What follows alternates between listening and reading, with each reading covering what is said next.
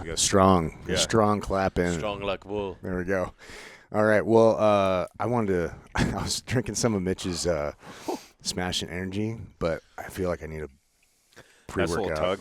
Yeah. A little pre-workout. Yeah. Ugh. Is this your homage to Juneteenth? Fucking Jack Daniels. It is. It is. Yeah. I can't do shots of Jameson, man. I'll just straight. No? No. I'll just. Just I'll puke, yak it man. up. But Jack, I can do. I'm good with I Jack. feel like Jack's got a little bit more sugar in it. I've been training myself for a while. So. Well, was it? I thought. Sorry, wasn't Uncle Nearest in Lynchburg or Oh, Jack that's Daniels? right. Yeah, we went out to their distillery, which isn't a dry county in Kentucky. Yeah. Surprisingly. Lynchburg really? is in a dry county, which But is it's crazy. a dope tour, man. It's really cool. Yeah. Yeah. You Like can the go only down place to you the can buy spring ring. booze in the county. You buy a Yeah. certain amount of bottles. You just can't consume it on premises. Well, you can consume it if they give it to you, but Well, you yeah, can't. we went through the whole thing, like an hour and a half long tour, which is actually pretty dope. Yeah. And then they give you a tasting at the end, but it's like 4 quarter shots, so it's not. It's Yeah, not what yeah. you think. But it's really cool. It's You have to go through, it's definitely worth going. 7 tours, like back to back. What I don't get, those dry counties just harbor the highest level of alcoholics, too. Oh, dude, and drug use. So, Yeah. like, I grew up in a town in fucking Paris, Tennessee. Or sorry, the town is Puryear, but the county seat is Paris. And it's Henry County, Tennessee. Shout out, Henry County. But no liquor by the drink. So if you went to a restaurant, you get a beer, but you couldn't get like a fucking margarita or anything. Really? Yeah, and there's no beer on Sundays. Oh, yeah. So anytime you go out the big night to go out was Friday night because the bars stayed open until like 2. Saturday night the bars are done at midnight because guess what? It's Sunday. Yeah, yeah. Fuck You're like, that. what? People are like, what? What are you talking I thought about? this was America, man. Yeah, and just across the border, so in Puryear, it's tiny, one red light town. I mean, and closer to, and so let me back up. Puryear's here, the county or the state line is here, and Kentucky is here, and the college, which is Murray State University, which I went there for like a semester. Just make a little run at midnight to get. Well, everybody from up there, they would go, they're like, hey, we're heading south. And they Yep. would come down, they would booze, and then they'd run the gauntlet. Yep. And, dude, and there's there's a couple ways into Murray, but nothing easy. So, dude, there's this long stretch right before you get into Murray with the DUI checkpoint. Oh, yeah, dude. Yeah. Always. And people were like, oh, man, like just run the gauntlet. Or people would drive down to the lake and go that way. Yeah. See, that's what they don't get. Like, we're trying to solve this problem, but we're going to create an even bigger problem Right. with this thing. Yeah. It's And so also annoying. not a taxi or an Uber in sight either. Right, So, like, yeah. you have no option. Oh, absolutely. Yeah. I think it was like 15 or 12 miles or some shit like that, like down there, and then 12 miles back. And, I mean, granted, you're only drinking beer, but still, you get pretty fucked up on beer drinking for like 6 hours. Yeah, And, you That's can. how I got a You DUI. High score. Yeah. Yeah. I mean, luckily back then, DUIs weren't as big of a thing. Yeah. I mean, but, I mean, you would have dudes they're like, hey, we're going south. And, I mean, half the people that went to Murray, they didn't even know what the name of the fucking town was, you know? I'd tell people, like, oh, yeah, I live in Puryear. Like, where the fuck's that? I'm like, It's a place to get Tennessee. liquor from. They're like, Yeah.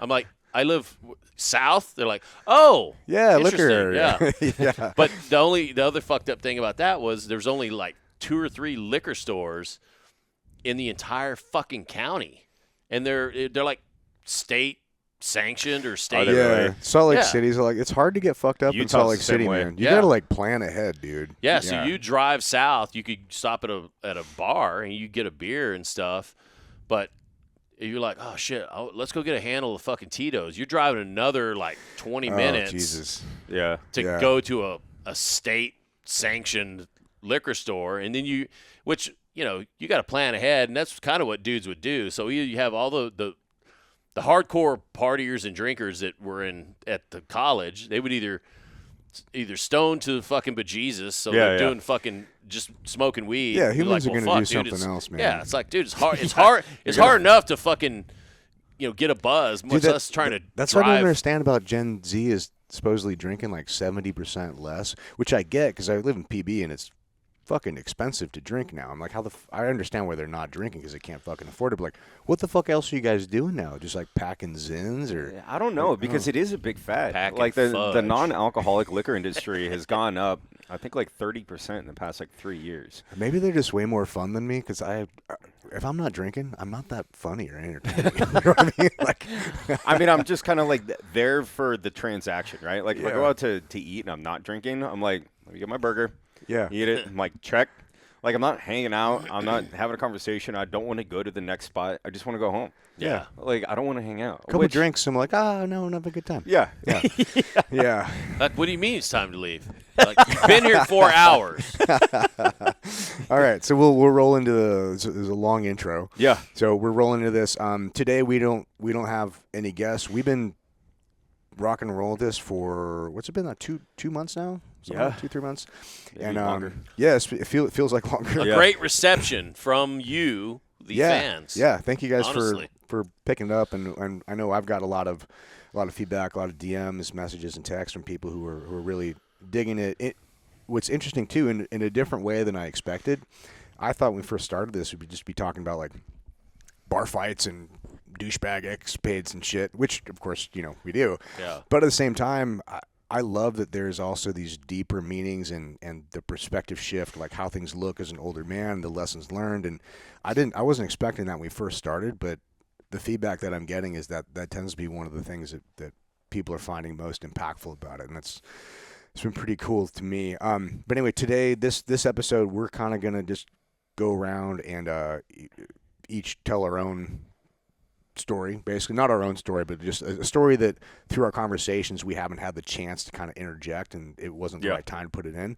So we're like, okay, we're going to give each of us 20-30 minutes, whatever, get into this thing, which we think will be interesting, exciting for you guys to check out. And we purposely didn't talk a whole lot before the episode because we wanted to be a little bit fucking fresh so we can be authentic for you Yeah. guys. But before we get into that, have you guys seen like what's the DMs look like for you guys and like the feedback from your people on this stuff? I thought I was going to be lit in fire, to be honest, like burned at the stake for a lot of shit, and, luckily none of it was due to inflating stories or anything, but from guys that I served with back in the day that know all these stories are hitting me up all the time, and they're like, dude, I'm caught up. When's the next episode? And That's I'm awesome. like, wait, what? Yeah. And the overall, I guess, feedback is these are the stories that you have to. It's kind of like a boys' trip camping that you might get lucky in order to kind of have all these stories all at once, but we're turning them out once a week.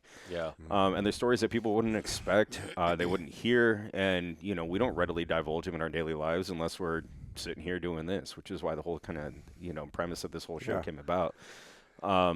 But I have yet to get anything negative about it, aside from my wife.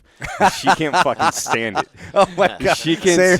Same. Disney's like, you're telling that story? It's not funny. I'm like, everybody else thinks so. I know, dude. Nikki's like, you're talking about smashing all this pussy back in the day, and like, it just no. But I'm I just chose not gonna- you, honey. I know. chose you. I'm like, you should be honored. And she's like, Aren't I'm you just not lucky? gonna fucking listen to this. I have blessed you with this dick. Are you not entertained? Yeah, I think the only one that I've had bad feedback from is my wife, and she's like, I'm not listening to this. I'm like, That's how you know you're married, bro. I know, no shit. I had a lot of people call me fucking retard after that last reel. Like, thank you. Like, yep, he's fucking retarded. That was a good I one. turned off the notifications on my Instagram just because it was kind of consuming me, like checking these things and giving me anxiety. And so I opened it up yesterday, and we had just dropped those lift outs of you acting retarded. And dude, I had so many fucking notifications and shit of just like, dude, Kevin's a pretty good retard. It's like Shane Gillis when he acts like he has Downs, and they're like, act like you have Downs again. Yeah. So we should. was that we should your take you son that commented? He's like, no, he's actually retarded. Yeah, that was my son. But that made me think about some fucked up shit. Is my dad's cousin, my dad's like first cousin, he had fucking Down syndrome. Oh, shit. And we used to call him our Uncle Jimmy. And we'd see. I mean, they lived right up the road from us. We only saw him like once a year, maybe. And but all that shit made me think of that with the whole Shane Gillis thing, and I was like, no, it's cool. I can say retard. I had somebody who was retarded in my family. Like, Yeah, I remember I was working a summer job and I was in Idaho, and I took one of my best friends from Arizona out there, and we were working at my aunt's Blockbuster. So she was a regional director, and this is kind of like part of the family that I never really knew existed. And so, and my aunt, her and I grew up super tight. She's like very honest and like straightforward. And she's like, "Hey, you want to meet your Aunt Libby?" And I'm like, "Yeah, sure." I didn't know I had an Aunt Libby. Aunt Libby has an ADU like at the back of this like farmhouse, and I go in there, and lo and behold, Aunt Libby has Down syndrome. And I'm like, and this is the first time I've ever met anybody that was with Down syndrome or Yeah. even retarded in that. yeah. Yeah. Mentally handicapped. Yeah. And so I go in and introduce myself, and I was like, "Hey, Aunt Libby, I'm Nick," and so on and so forth. And so she really had a big infatuation with Elvis and the Beatles. And my buddy Tommy was super kind of like quiet and reserved and stuff like that. She's like, "Tommy, do you like the Beatles?" And love the Beatles. Who? And Tommy was like, "Sure," like trying to play along. But what he fails to realize is this bitch has a Rolodex of like every concert she's that like they've Rain ever. Man, dude. Yeah, like Oh, hands down. And so then Tommy gets schooled by Aunt Libby, and Aunt Libby's like probably early 50s with Down syndrome. And so I'm in the backyard. I left Aunt Libby and Tommy alone, which I shouldn't have done, and that's kind of where this is going. And I'm fucking around in the backyard, like chasing chickens or whatever, and my aunt and uncle are out there getting ready to like start like a Always bonfire. chasing the cock. So fast forward about 10 minutes, dude. My buddy Tommy comes running outside, and he's like, fuck no. And we're like 15, and I'm like, what? And Libby comes out. She's like, Tommy, where are you going? Where are you going, Tommy? So apparently Libby got a little turned on, a little fired up. Oh, no. And asked Tommy if she could dance with him to a Beatles song. And Tommy's like, sure. Well, she proceeds to grab Tommy's hand and like force it like down her skirt. And like he's like knuckles like crimped up like this. He's like, no. But like she has retard strength too. So like man. she forces it like on her fucking vagina, and like just, proper fur burger. You don't know any different. This is the no. mid-90s. And then Tommy like backs up and he's like, Libby, that wasn't okay. And she like pulls it up because like she has no context of like anything sexual, but she just fired up, probably never had an orgasm in her life. Oh, wow. And so then proceeds to like chase Tommy outside of like the front door of her little ADU unit at this farm, and just fucking ruined my buddy for life. And he was the first bet. person to ever get laid out of all of us, but he was also the last person does that it- we ever saw get laid. Does it count? Was it He was also the first person to get molested by somebody with Down syndrome. Imagine trying to like take that to the court.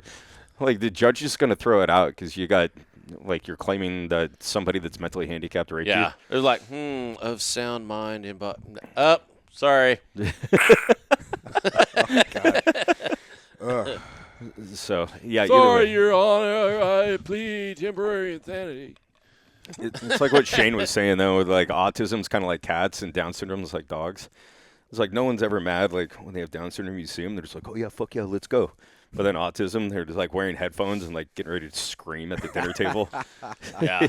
You don't want to set them off. Like, no. Don't touch him. Certainly don't touch his ears. It's like the dude from Something About Mary. You see my baseball? Like, grabs his fucking. Anyways, good shit. It's kind of been the best part about marrying a Canadian born in like the early 90s is she has no concept of the fun movies that we grew up with. So Billy Madison, Son-in-Law, Well, they're probably outlawed in Harry and the Hendersons. Yeah, no shit, right? They're like Bigfoot, fucking, he's Canada. protected. Like, no, we can't watch that here. But I'll throw it on. She's like, what are we doing? And I'm like, you will. Fucking like holding her eyes open, like watching Harry and the Hendersons. Clockwork Orange, dude. There's a Happy Gilmore 2 coming out. Yeah, I'm man. fired up, dude. Yeah. That's coming out, what, 30 July fucking years 15th ago or something? which is crazy. Yeah. Yeah, he what I find interesting is he's only releasing it on Netflix, but also they spent all their marketing budget during the Stanley Cup Finals or playoffs Yeah, because that's it was weird. all over the billboards and stuff like that, which Yeah. is fitting. Yeah. But Can you I'm turn my crazy. audio up just a little bit? I think Yeah, which one are I you? feel like I'm in a bathroom. Oh, dang. There All you right. go. Now I'm sexy. Now you're Yeah. live. All right, there we go. Okay. Doing it Yeah. live. But speaking of DMs, I was going to yeah. give a shout out to this guy, Yeah. Chris at Carry the Flag. He sent us some swag. And yeah, like you're saying, dudes hitting me up saying like, dude, you're a fucking riot, or good message and stuff like that. And I think, trying to change the subject a little bit in terms of like when you first started talking about doing the show, it was really to kind of preserve a lot of these stories, like Yeah, exactly. guys like Gud and Ivan, and even other dudes that, I mean, some of the firefighter stories, dude, we would have never heard. Yeah. Yeah, the legacy Yeah. stories. So there's some good stuff in there that we hope to, at least kind of keep out there, preserve. I mean, it's good to preserve things like that for our community. But yeah, going back to Chris, this guy Carry the Flag on Instagram is his deal, and send us some swag, send us some stickers. I'm wearing the shirt, pretty nice, pretty comfy shirt. Looks good on And you. He sent you an XL, and Sweet. I guess he sent both you guys XLs. Oh, sweet. Well, So good thing I'm off this fast now. there you go. Yeah, it's a good Yeah, shirt thanks, too. guys. Yeah, it's a nice, comfy shirt. He should but, definitely use Industry Threadworks next time for all his apparel There you needs, go. but, Wink, you know. wink. So there you go, Chris. You need if you need help shipping out any of your swag, like hit up Ryan at Industry Threadworks. There we go. What else we got? Is this a Oh, American Eagle bong, Yeah, dude? these guys Beer bong? at fucking Freedom Funnel, they sent me this fucking thing. Well, I sent them money. It was an exchange. Yeah. No, dude. So I've seen this on Rogan. I've seen these guys doing their bong, and then I didn't realize we don't have any fucking decent shit to bong with. I guess Jack. we could do. Oh. If you want to have a really short episode. Yeah. Before Kevin walks away again with Yeah. the door open. Yeah, I'd have to have one of my kids come pick me up again. But yeah, Freedom Funnel, pretty cool. Pour your shit in here and fucking take it to the You head. should have thought about this and filled it up before you tried advertising it. Yeah, Looks like a glory hole from this side. I'm not a smart man. It's yeah. I mean, you put your beer in here, and then you just, The it's 4th of July is coming up, dude. That thing's Very gonna true. come in We're gonna handy. have to utilize this. Guy. Yeah, I originally thought this was like porcelain or something, but it's like pretty. It's just Yeah, hard it's plastic. Yeah. Yeah, I good. thought it was like a different material too, but Plastic's honestly probably Yeah. better. Porcelain Yeah. would get broken. I'm just especially with a beer bong. yeah, yeah, that's true. They know their audience. Yeah, totally. Yeah, you'd have to buy like 30 of them. Oh, fuck! Next. Glue it back together. You're like, fuck, dude. God damn it. So anyway, it's Freedom Funnel. We're not sponsored by them yet. Wink, wink. I mean, honestly, if anybody would sponsor us, it'd be Freedom Funnel. And Jack. And And Jack Jack. Daniels. Jack Daniels. Ooh, Yeah. can I get one of those Yeah, of bad course. boys? Thank you, sir. What is it? We're speaking of products. We got we're actually sold out of the World Tour T-shirts right now because we only ordered a little bit, Yeah. and man, people dig them. So we're sold out right now. We already have an order in, but it's gonna be like a week before we're done. But we're looking at other products too, and Just pull up. one of these. I'm trying not to blast the Yeah. whole thing out of here. But yeah, a little dip holder I think is one of the things we're gonna start bringing. We just got flags in today, which are gonna be up on the website. Oh, yeah, throw me one of those probably flags. by the time we get up here. Yeah, these you are go. cool. Your little dip Yeah, holder. I think these are the way to go. I mean, I don't know anybody that doesn't zin, at least at some point in time, even some of the women. So waterproof, because I've definitely made the very poor decision of jumping in with a full can of Zins, and then they're just waterlogged with other people's urine in public pools. Oh, nice. And then Zesty. Yeah, and then you have your little used one up top. But It's a nice touch to get to use. yeah, I dig them, dude. Don't tell on me. No, that's the fuck don't with fuck us. with us. Oh, That one looks good. Oh, dude, that does look good. Yeah. My wife's gonna hate that flying up front of the house. definitely put one of these in Kent's Pub. Yeah, man. Oh yeah, you do need one, Kent's Pub. Dude, by the way, guys, you have a great pub. It's cool, like right? proper tiki Yeah. bar, like a great cliff view where you can dump bodies even if you need to. But like Yeah. perfect area, man. Like Yeah. you have a good spread. Yeah, appreciate it. I love it. That was Yeah, that was when a fun night. night. When we first moved in there.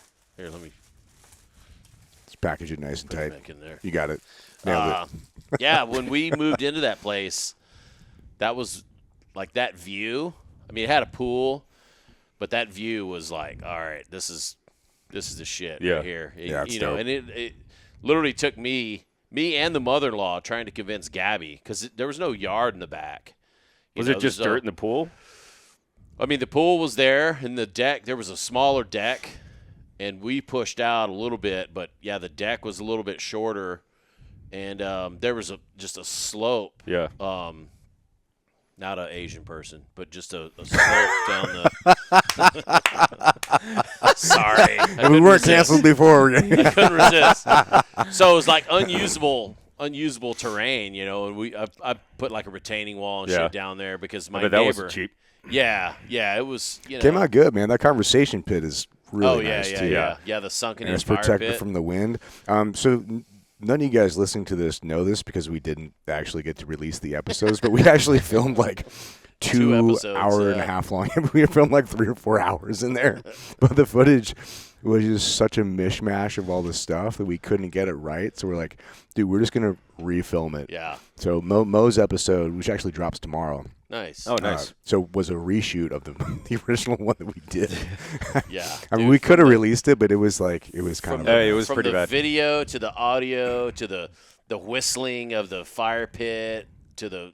I mean, we started filming it during the day, and then it got sunset, and Yeah. It was kind of a fun though, fucking shit man. show. But Oh, it honestly, was great. one of the things I love about this podcast is that I would be doing this anyway. You know what I mean? Like, I'm just glad that I can get my friends together and we're intentionally can share a moment and tell some fucking stories and have a good time. Yeah, Because otherwise, I mean, like, I've known Ivan for years, but before he came in the podcast, I hadn't seen him in like 5 years. You know what I Yeah. mean? And I've always meant to go, hey, Ivan, let's go catch up or whatever.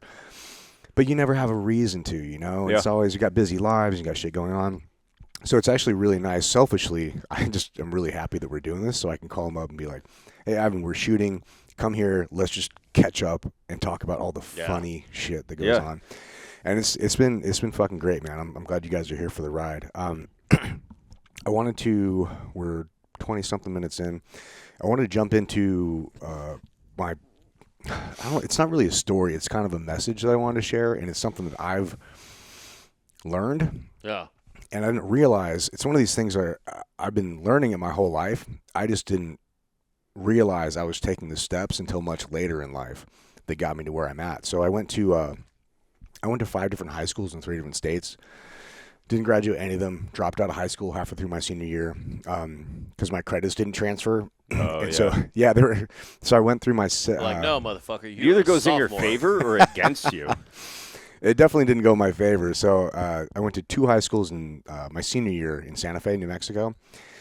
I went to Santa Fe Prep, which is just, I mean, the graduating class is like 30 kids. The entire high school is 300 people. Damn. Super small. And all these dudes have been going to high school together since they were in middle school. So I was like the outsider coming from California. And I did not fit in. And to be honest, I didn't care to.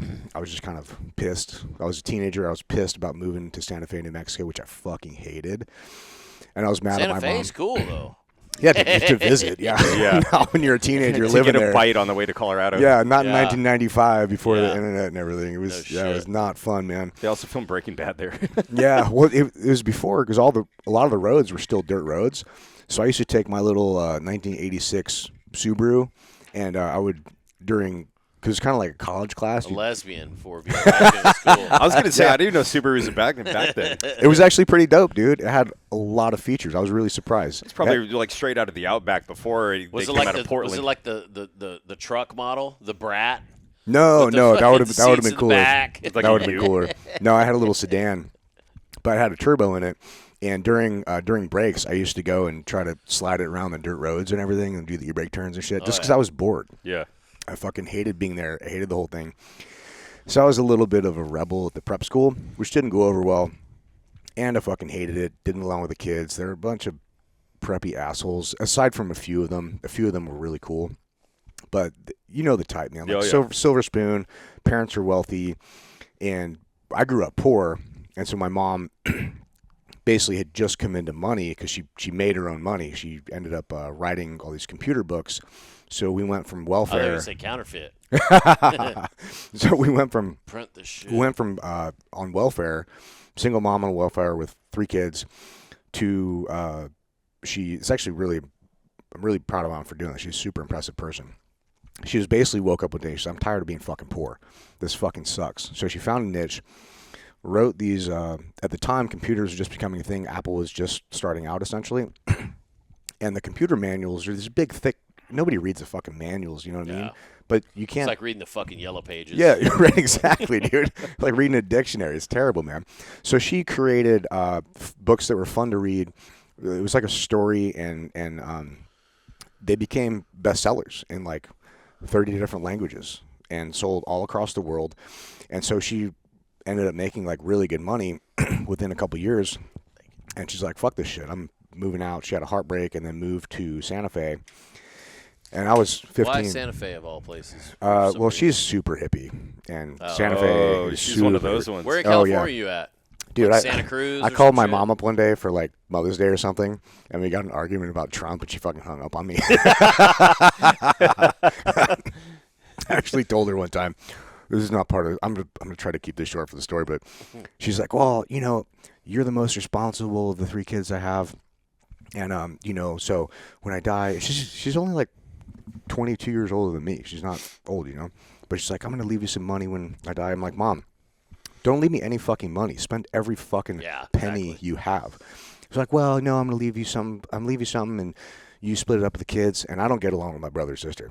I have a little brother, Aiden, who's 20. See the one I met at your birthday? Yeah, he's super cool. That's my dad's other son. But my mom had my little brother and little sister. My little. So you I'm got 40 3 siblings. Yeah. 2 so- siblings, 1 half sibling. Yeah, we grew up together. My little brother's 4 years younger than me. Little sister's 8 years younger than me. So we grew up together, but we don't get along. They don't like me, and I don't like them. They're nice people, but they're just kind of they don't add anything in my life. That's where I'm at with my brother. Yeah, I cut them out like probably 15 years ago, Yeah. and I'll probably never talk to them again. They're not bad people. They didn't piss me off. They just We just don't get along. yeah. And what I don't like about them, I don't respect them because they're moochers. They're takers. They don't build their own shit. Yeah, They mine don't are do woe is anything. me. Yeah, similar mentality, man. So my mom's like, hey, I'm going to leave you money, and then you can disseminate it to the kids. And I told her, Mom, don't leave me any fucking money. And she's insisting. I'm like, Mom, tell you what's going to happen. And she knows that I do what I say I'm going to do. So I'm like, whatever money you leave me, I'm going to fly them out. I'm going to get it converted to cash. I'm going to take them out to the beach. I'm going to light it on fire in front of them. And for a moocher, dude, that's nothing worse. Dude, totally. Totally. They'll take third-degree burns to get that shit. Oh my god, I just watched their faces. Yeah. Dude. Oh, I'm like, so, and she knows I'm serious, so she's just gonna give them money directly now, I guess. But anyway, that's to set the tone of where You're I not was the feeling at the executor time. anymore. Yeah, I guess I forfeited that. But anyway, so I'm in Santa Fe, New Mexico, going to this prep school, and hating it. And these kids don't like me, and because I don't fit in, I never really fit in. A bunch of preppy fucks. And so I transferred to the public high school, which coincidentally had a much better education system. Like one of the best teachers I ever had was there. It was really cool. And so I do my second quarter there. Soft hands. Yeah, yeah, we had a special relationship. So I do my second quarter there, and then I get supposed to get my report card, and like, oh, it's all incomplete because the prep school I went to, because I only went there for a quarter, they wanted my mom to pay for the whole year, which is like $30,000, $40,000 or something. Before like they that. transfer all your credits. Right. So they were holding you hostage Yeah. for fucking payment. Right. And I'm like, I'm not going to make my mom pay this money after I told her I wanted to leave this fucking high school. Yeah. It sucks. I'm not going to make her pay so my credits fucking, so I can graduate. I'm like, fuck you Yeah, guys, that's dude. fucked. So they told me, hey, basically you have an incomplete for the first quarter, so you're not going to graduate. They're telling me this halfway through the senior year. You're not going to graduate, so you're going to have to come back and redo the first half of your senior year again. I'm like, well, I'm not doing that. We're like, well, what are you gonna Nah, fuck you. Guess what? Your school's on fire. do? But I remember it was a very simple conversation. They're telling me this. I'm telling, well, okay, I'm not gonna make my mom pay this, and if there's no option for me graduating, there's no point in me staying. So I'm just leaving today. Yeah. So I just left, and they're like, well, you should go talk to the principal. So I went and talked to the principal. And he's trying to talk me out of it. And so ironically, one of the things he said is like, you know, if you don't graduate, you'll never be able to join the military. And I'm like, I don't care, bro. I'm not joining the military. Fuck you. I don't give a shit. You know? Military, fuck those nerds. That's what I said in high school. Yeah, totally. Oh. That's straight up Me what I said in too. high school. Yeah, I was I 17. think we all did. Yeah, those little flag and rifle fucking nerds. Dude, yeah, I'm like, I don't want to go join the military, you know, because my mom was super hippie and my dad wasn't around when I was a kid. Last time I saw him, I think I was like 4 or 5 years old, so he wasn't in my life the whole time. So I grew up with my mom, and she's super hippie, and I didn't realize, like, I didn't have a lot of, like, fatherly figures in my life, except my friend's dad, who's super cool, different story. But I've always been pretty aggressive, but I didn't know what to do with it because it didn't fit in this framework that my mom had set. Were you into sports in high school? No, well, junior varsity badminton. No. Yeah, and get this, I did Hey! I did tap and jazz as well. Yeah, no Fuck yeah, wrestling, dog. no football. Dude, this couldn't be any better. I couldn't do football because it was too violent. Yeah, I couldn't watch. As a byproduct of hippie mom. Yeah. Yeah. I wasn't allowed to watch Rambo because it was That's why too I played violent. golf. I couldn't even watch G.I. Joe because it was too violent. No way. Yeah, and now I ended up The like real this. American hero? Right. So anyway, this is where I'm at.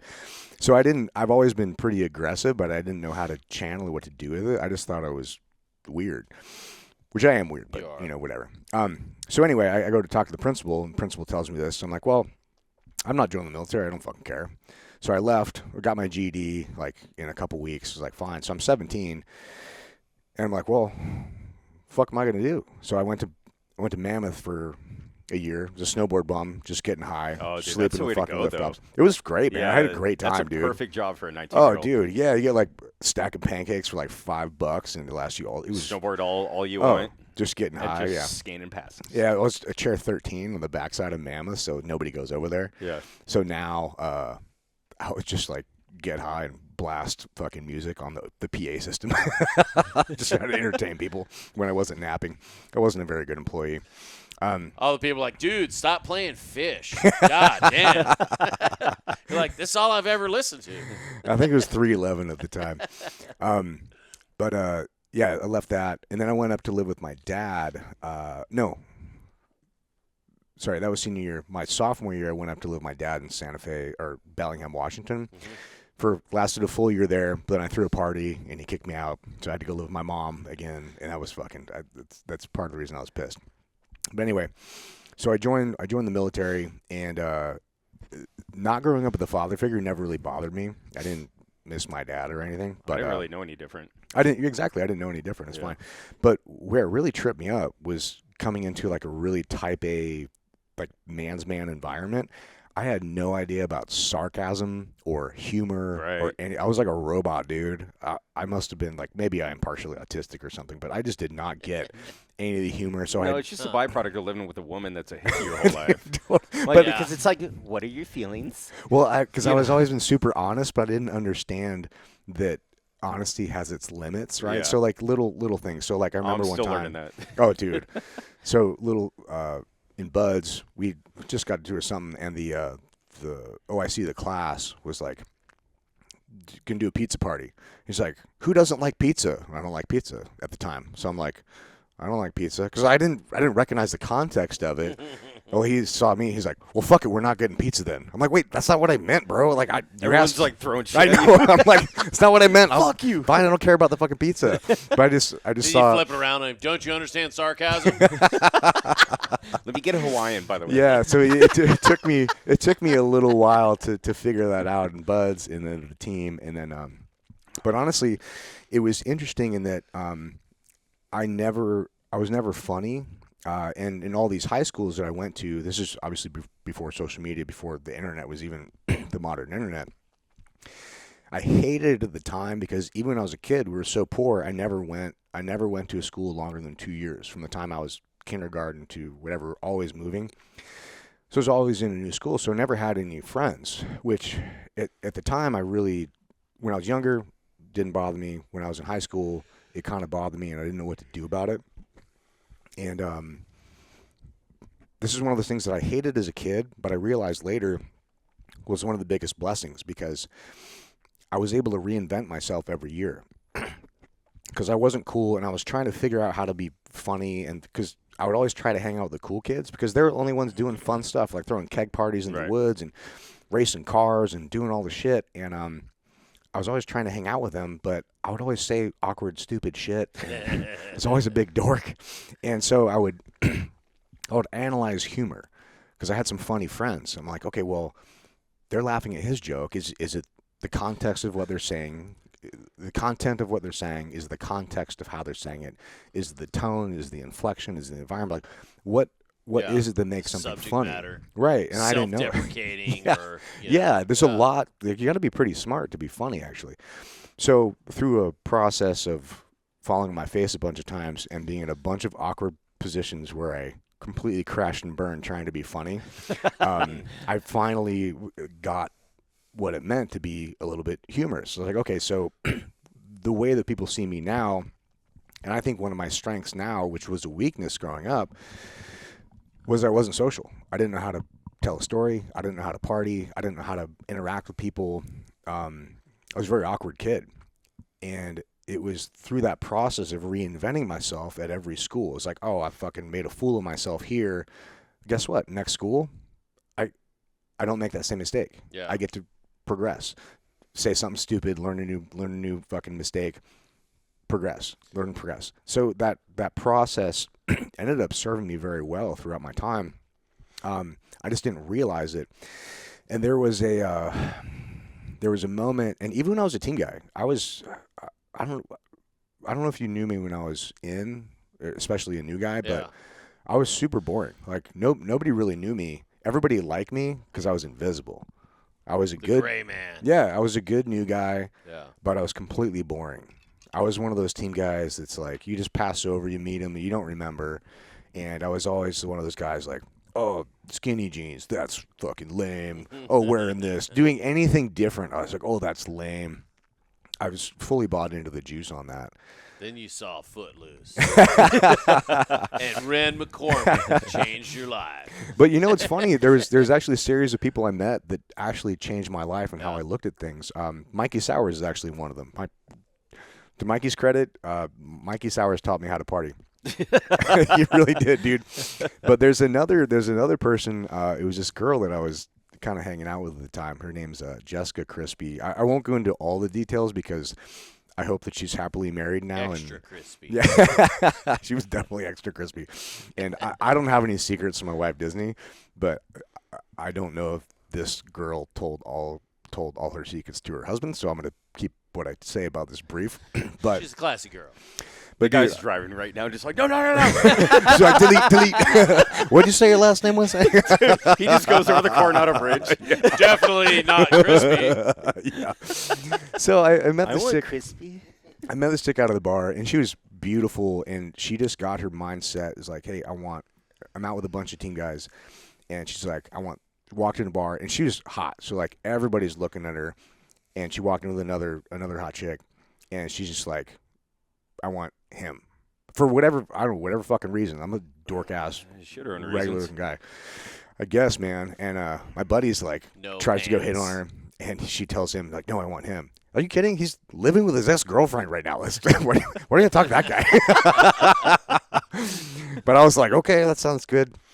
Little did I know what I was getting myself into, man. I had just gotten over a long-term relationship. I was in a house, which my ex-girlfriend was living in. It was a bad situation. And she had just left. So I ended up hanging out with her, and, man, she fucking blew my mind. It was amazing. It really taught me you can get away with so much shit. Nobody fucking cares what you do. I've always been super concerned with what people thought. Yeah. And I thought that I was always thinking, oh, everybody's thinking this. Everybody's looking at me. Yeah, It yeah. was this. And, man, That's what I do on shrooms. yeah. That's why I don't smoke a lot of weed. It's like on weed, I think everybody's fucking with me. Yeah. But dude, hanging out with her, and there's one story in particular that will highlight this. So we're hanging out at my house in Chula Vista. It was in like East Lake area, and these are like, it's a brand new home, but they're like squashed together. So Yeah, your neighbor's like yeah. right next to you, and we're hanging out in the house. She's like, "Let's go fuck." I'm like, "Okay, great." She's like, "No, I'm fucking your car." And my truck's in my garage. I'm like, okay, yeah, sounds good, whatever, you know. So we get, and she's like, no, open the fucking garage and drive it, dickhead. I'm like, oh, all right. So there's She was houses, ahead of her time. bro. Just wait. So they Leaves back the out. door closed, starts the engine. Here, put this hose in your mouth. Wait, what? Where are we going? You got both kidneys, right? Put a brick on the gas.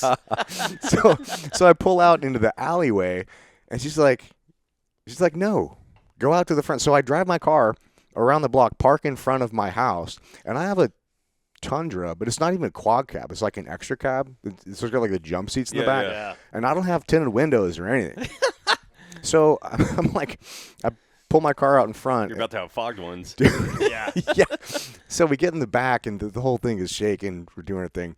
And I noticed that my neighbor starts to mow his lawn. Because, I mean, I don't have tinted windows. I'm sure he's like, you knew exactly what's going on. Like, I'm just going to go mow my lawn Like, right honey, be outside for a little bit. exactly. He's out there just kind of pulling on his Dude, dick. totally.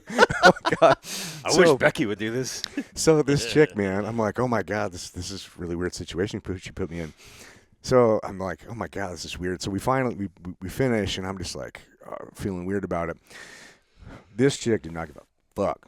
So I'm like, what are we going to do? I'll drive around. She's like, whatever. She just buck ass naked, opens the door, starts walking the house, waves to the neighbor, titties fine, waves to the neighbor, walks in. And I'm just like, still sitting in the back seat, like, what the fuck? Oh my God. So I'm like cleaning up her clothes and my clothes, like, shut the door. I'm like, oh my God, dude. Look Yeah. like Stewie running in your own I house. mean- Dude, totally. Back into the garage. Dude. My mind was blown. I'm like, wow. And nothing happened. That Nothing level of happened no out of it. fucks given Right. was a it game changer. completely leveled me up where I was like, oh, I don't have to care what people think. Yeah. I don't Yeah. have to care That about any of moment- this shit.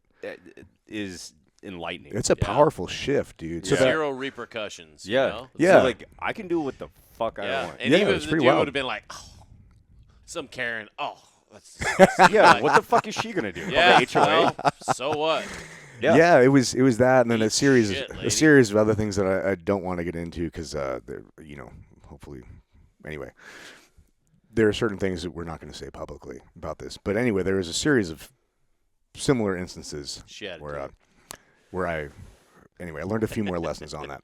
But anyway, so then I go to Bud's and I meet Mikey Sowers, and that's another thing, man. I remember cruising in, and fucking Mikey would be like, this is before we were roommates. We're teaching third phase. I go in and like, I thought you guys had done a platoon together. You No. guys met at yeah, we Bud's? met, and we were both third You phase were at one. instructors. What was he at 3 or was he at 1 too? I think it was on the East Coast. Oh, Yeah, it was you know the what, East that's Coast. right. Then he came to Yeah, third yeah, phase, yeah, and then okay. he did a Well, platoon no, at because 5 he and then got out. he was in Ramadi with me. Yeah, so after So that was 3 and 5. Yeah, so I came to third phase in 2004. He'd already been there for about 6 months, so we had about two and a half years together. Yeah. And then he went to He went to 5. He went to Team yeah, 5. He was in Okay. one troop 5. yeah, and he was in that. Also, I that- forget how old you are. So that was probably like 04. yeah, it was a while ago, dude. And then but partying with him, man, I hung out with him, met him a few times, and as instructors, just chatting. Didn't think anything of it. Dude, I remember that house you guys had over in Mission Valley, that townhouse or condo. That was his house. Yeah. that was not the house we had together, which was but fucking rad. dude, yeah, Mikey Sowers knows how to throw a fucking over party, like, dude. A whole bar downstairs. yeah, It was I sick. remember It was like Qualcomm Way. Yeah. and, Oh, you were right by the stadium. Oh yeah, we used to have our thing. We would go out and party, and then if we didn't pick up chicks, we'd swing by. What was that country? Inca Hoots. Yeah. Dude. We'd swing by Inca Hoots in the That place parking burned lot. to the ground not too long ago. Yeah. Had nothing to do with us. But we used to swing by the parking lot and just do last ditch effort to get chicks because he lived like 100 yards away. Yeah. So we're like, hey, we're going to our house. We have a whole bar. Just come hang out with us, and that worked a lot. Oh, I bet. A lot. I bet. Free drinks and 2 team dudes? Yeah, but I remember And the 100 first yards time. away? Because Mikey, we were instructors together, and a couple times they're like, "Yeah, we should go hang out and party." I'm like, "Yeah, whatever, cool." I didn't realize how hard Mikey parties. Like, I learned a lot from him. Not anymore. I know. Well, he got fucking neutered by his chick. That's a whole separate story. But He's got like a kid on the way or something. yeah, man. Yeah, no, he's got a real life kid now. Yeah. It's wild. It's cool. I'm a real boy. They're probably the same size.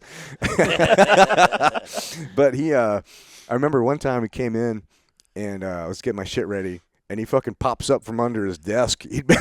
He's been so hungover. He got there the next morning like super early because he basically hadn't slept. Dude. And so he's napping under his desk, and it popped up like, "Hey." I'm like, oh shit, bro. What's up, fucker? yeah, totally. Dude. I was like, I okay. love Mikey, dude. He's fucking. Oh, he's He's a a fucking partier, man. he was the first like main character that I really spent time with. Yeah. I was like, oh shit. It was before that.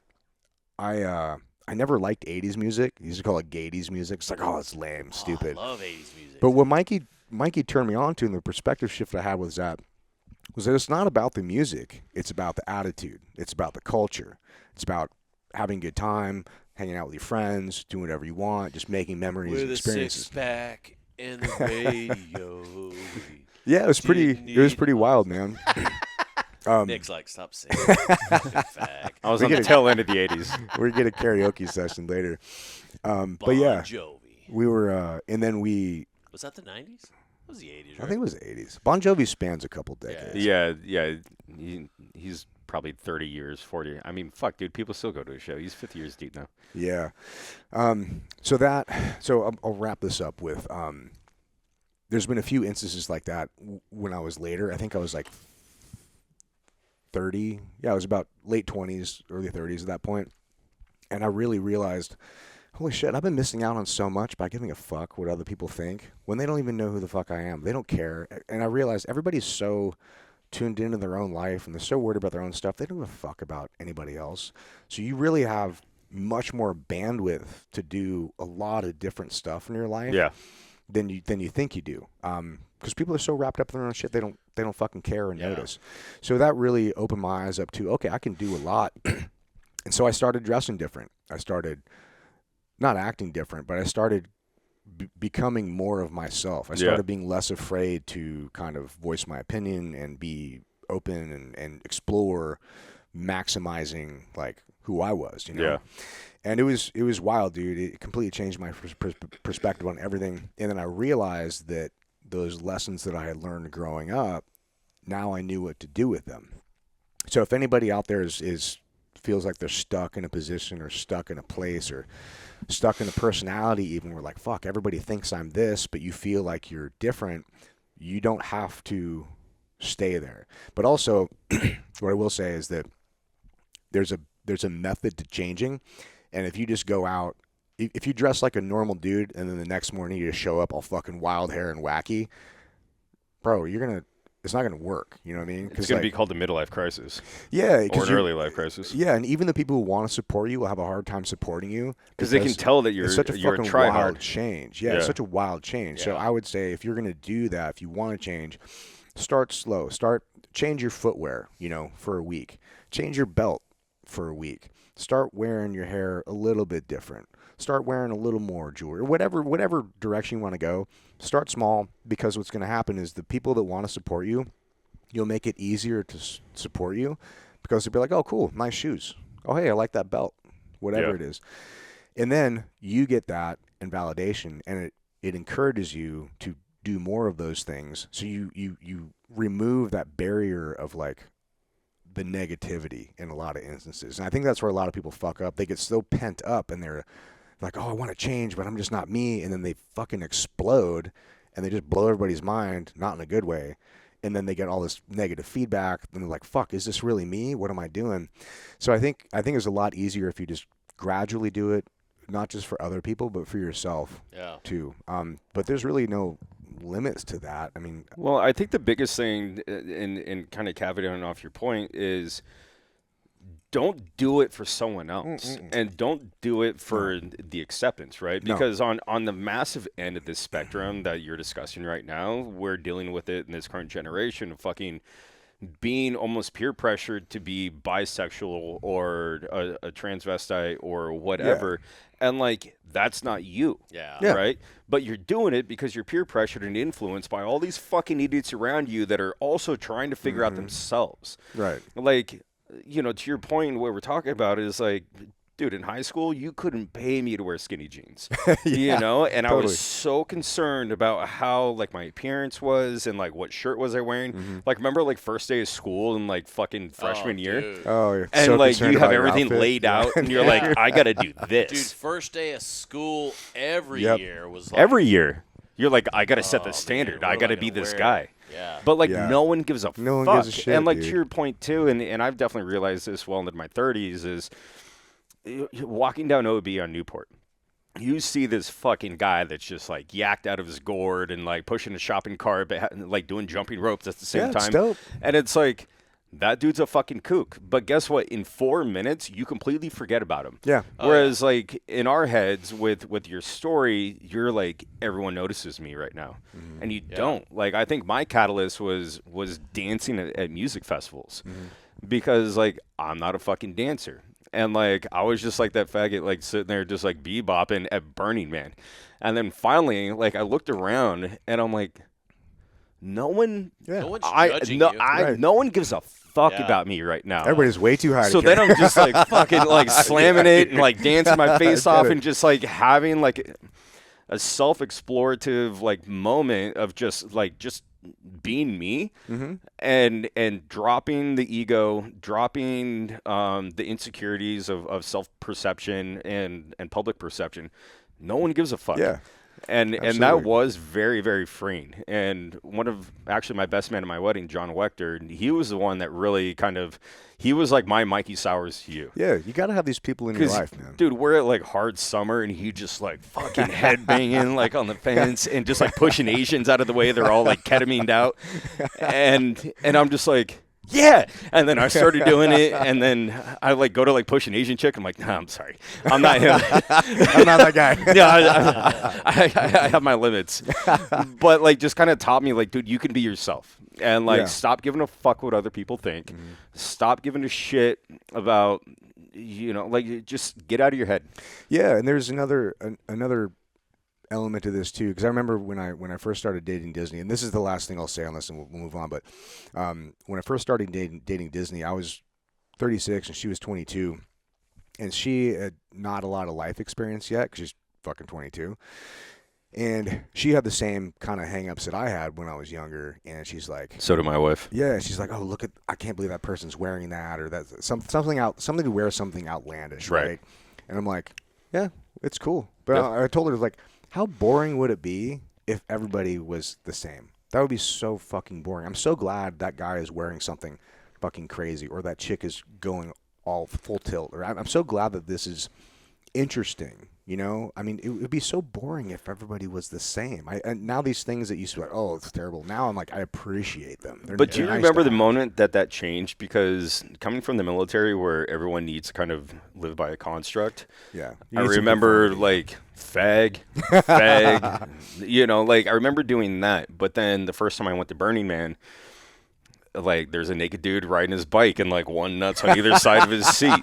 And like, you know, there's another chick doing backflips and like the most just outlandish shit that I've ever seen. And I realized that that's okay. Yeah. And it was So it makes leaving the life military interesting. and coming into this new kind of thought process of just being wholly accepting. Like I'll still say dumb shit. I'm like, look at that fucking whale. Oh, I'm still trying. I'm still But like, progressing. Yeah. it's a constant effort, right? dude. It's a constant process, effort. But at the end of the day, do I actually care? No. Like I don't care. Like you can do you. I mean, I'll judge you, but also I'm going to forget about it in 30 seconds. I might laugh, but also I'm like, that's pretty dope. It's Let's get out there. respectable. I'm glad that they're doing, because I'm like, you know what? That's pretty good style. I should be a little bit more outlandish. Yeah. Maybe sometimes, you know. Yeah, I couldn't agree more, man. And I only figured that out probably in my early 30s.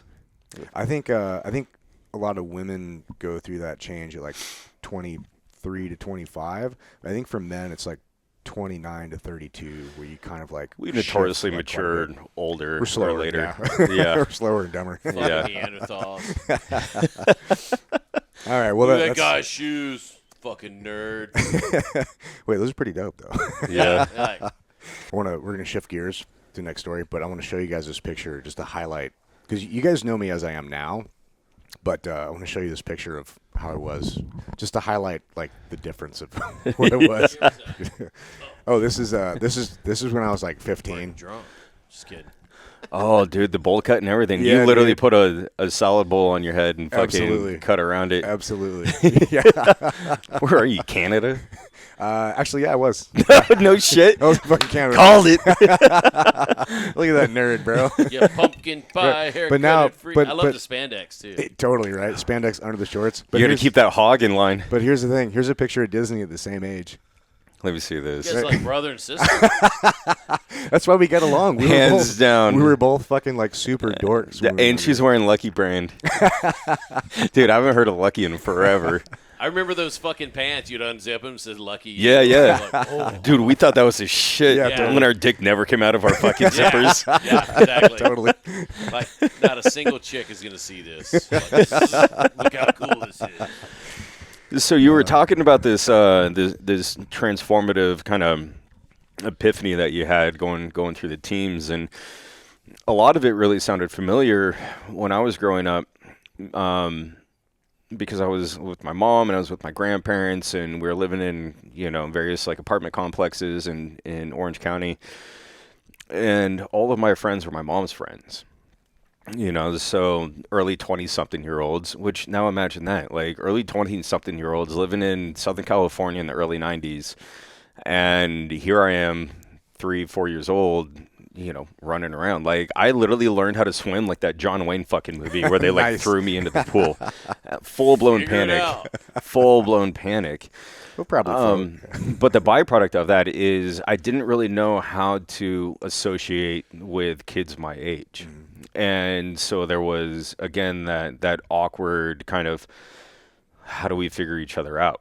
And I ended up figuring it out, but later on through polygraphs and talking to psychiatrists and shit, I ended up kind of learning that it was an asset, because you are able to, if you're able to communicate with an adult at the age of 5, 8, 10, then that gives you a massive upper hand later on in life, because there's the natural progression of maturing, but I had to do it early on. And so, my mom met my stepdad and got married, and then, I was finally in a somewhat stable public school system and kind of made all the riffraff friends that I did growing up in a skating culture of skateboarding. Oh yeah. So I was big into skating as a kid, like from the age of like probably 7 to 23. Like rollerblades, right? No. Although I did rollerblade in junior high back before it was gay. When it was cool. But I also played hockey, so at least I did That that. evens it out, They, yeah. they were proper hockey skates. Roller hockey. I didn't have the rubber brake on the ass end of my fucking rollerblades. But I think those like really two transformative kind of moments was going from not being able to afford college, going right in the military, and spending a long time kind of doing that. And then when I got out, I was so adamant about getting out, and I'm like, fuck you, because to your point, like, what are you gonna do? And trying to make ends meet. Like I was making $47,000 a year, living in San Diego with a wife that had a $120,000 degree, working at Express. And never found financial success. I always felt like it was an uphill battle, paddling up shit creek without a paddle kind of thing. And fuck, dude, it was so tough, and to the point where I had kind of tossed away executive protection and got, went to Blackwater. And that was a whole different culture in and of itself. But when I really got done with that, and I came back and was like, all right, like I'm gonna fucking make ends meet. But I realized that I still had the personality from the military, the arrogance, the lack of empathy, the lack of sympathy that was just absolutely destroying my marriage. And then also now I have all this freedom. And being in San Diego, I was just like, Yeah. like, dude, I was like Strat. Like, I wanted to get into everything, being a big What are you fan gonna of, do, nerd? of partying and all this shit. But I was like the aggressive part. Like, I mean, I was never like an overly aggressive dude. It's just to your point that you said earlier, like, honesty should kind of have a limit every now and then. And I was just, it got to the point where my friends had to preface me coming over. Like, hey guys, so my crazy ass sniper buddy from the Army's coming over. Like, he's a little brash. Just letting you know, Don't look him in the because eye. I didn't want to hang out with any military guys.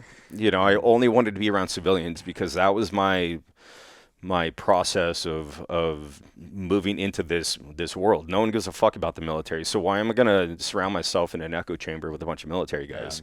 It's not what I wanted to do. Got some schmagma right here. Got it. It's from the bathroom. It's from the break.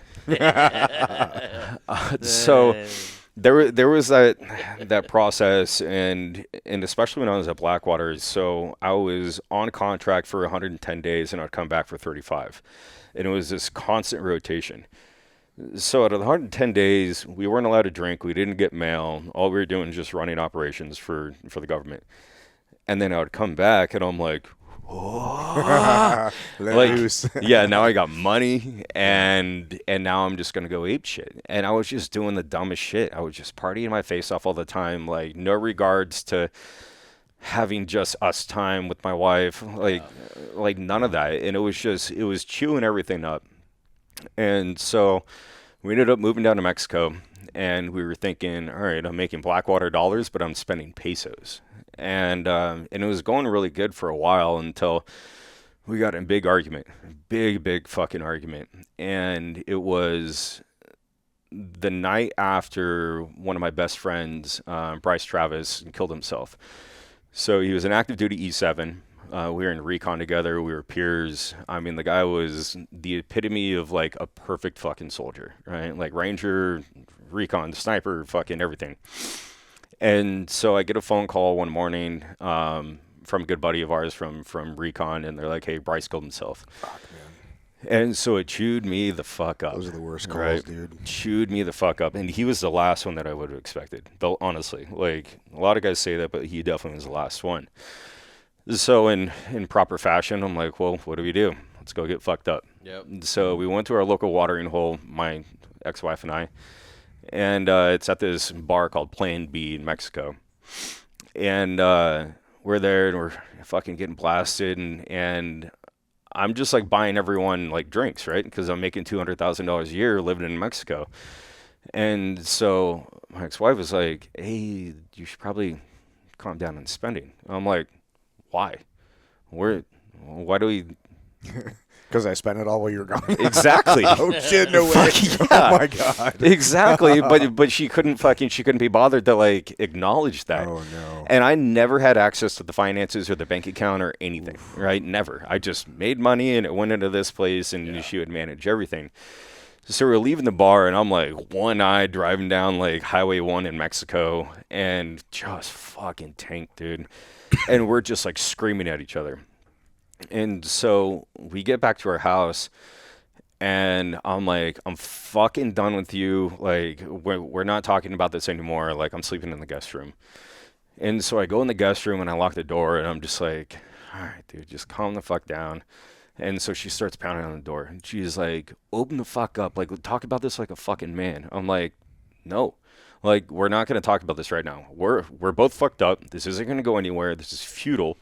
Like, you go to bed, I go to bed, we'll talk about this in the morning. Kept on pounding on the door. Oh, yeah, lock yourself in there, you fucking pussy. What was you, Nick? What was you? No one gives a fuck that your friend killed himself. And she knew Bryce. Oof. She knew his wife. She knew his kids. And I was like, Missy, don't. And she's like, what was you, Nick? Fucking big bad war hero with PTSD. And I'm like, all right, fuck this. And I stand up, and I walk to the door, and I just... Doosh! Like, kick that bitch down. And it comes, Mexican construction, comes all four corners, dude, like straight down on top of her. And the door is on top of her, and I'm just like, Breacher! Open! I was like, that was kind of sick. And so I look, and she like, Are her you head- impressed, honey? well, actually, Damn, that was good. no, actually, it comes in just like that. And so her head comes out from underneath the door, and she's like, got like the quiver lip. And I stand on top of the door, and I was like, you're not so big and bad, are you now? And so I get off of it. And she gets up, she runs in the master bedroom and locks the door behind her. And I'm like, just did this. Doosh. Kick that one down. And so then she runs in the shower and pulls the shower curtain in front of her. And she's like, you're so scary. You're so scary. And I was like, no, you're talking a big fucking game. You wanted to talk. I'm here to fucking talk. Let's talk. And so that went obviously nowhere. So you're saying And she didn't want to talk. no.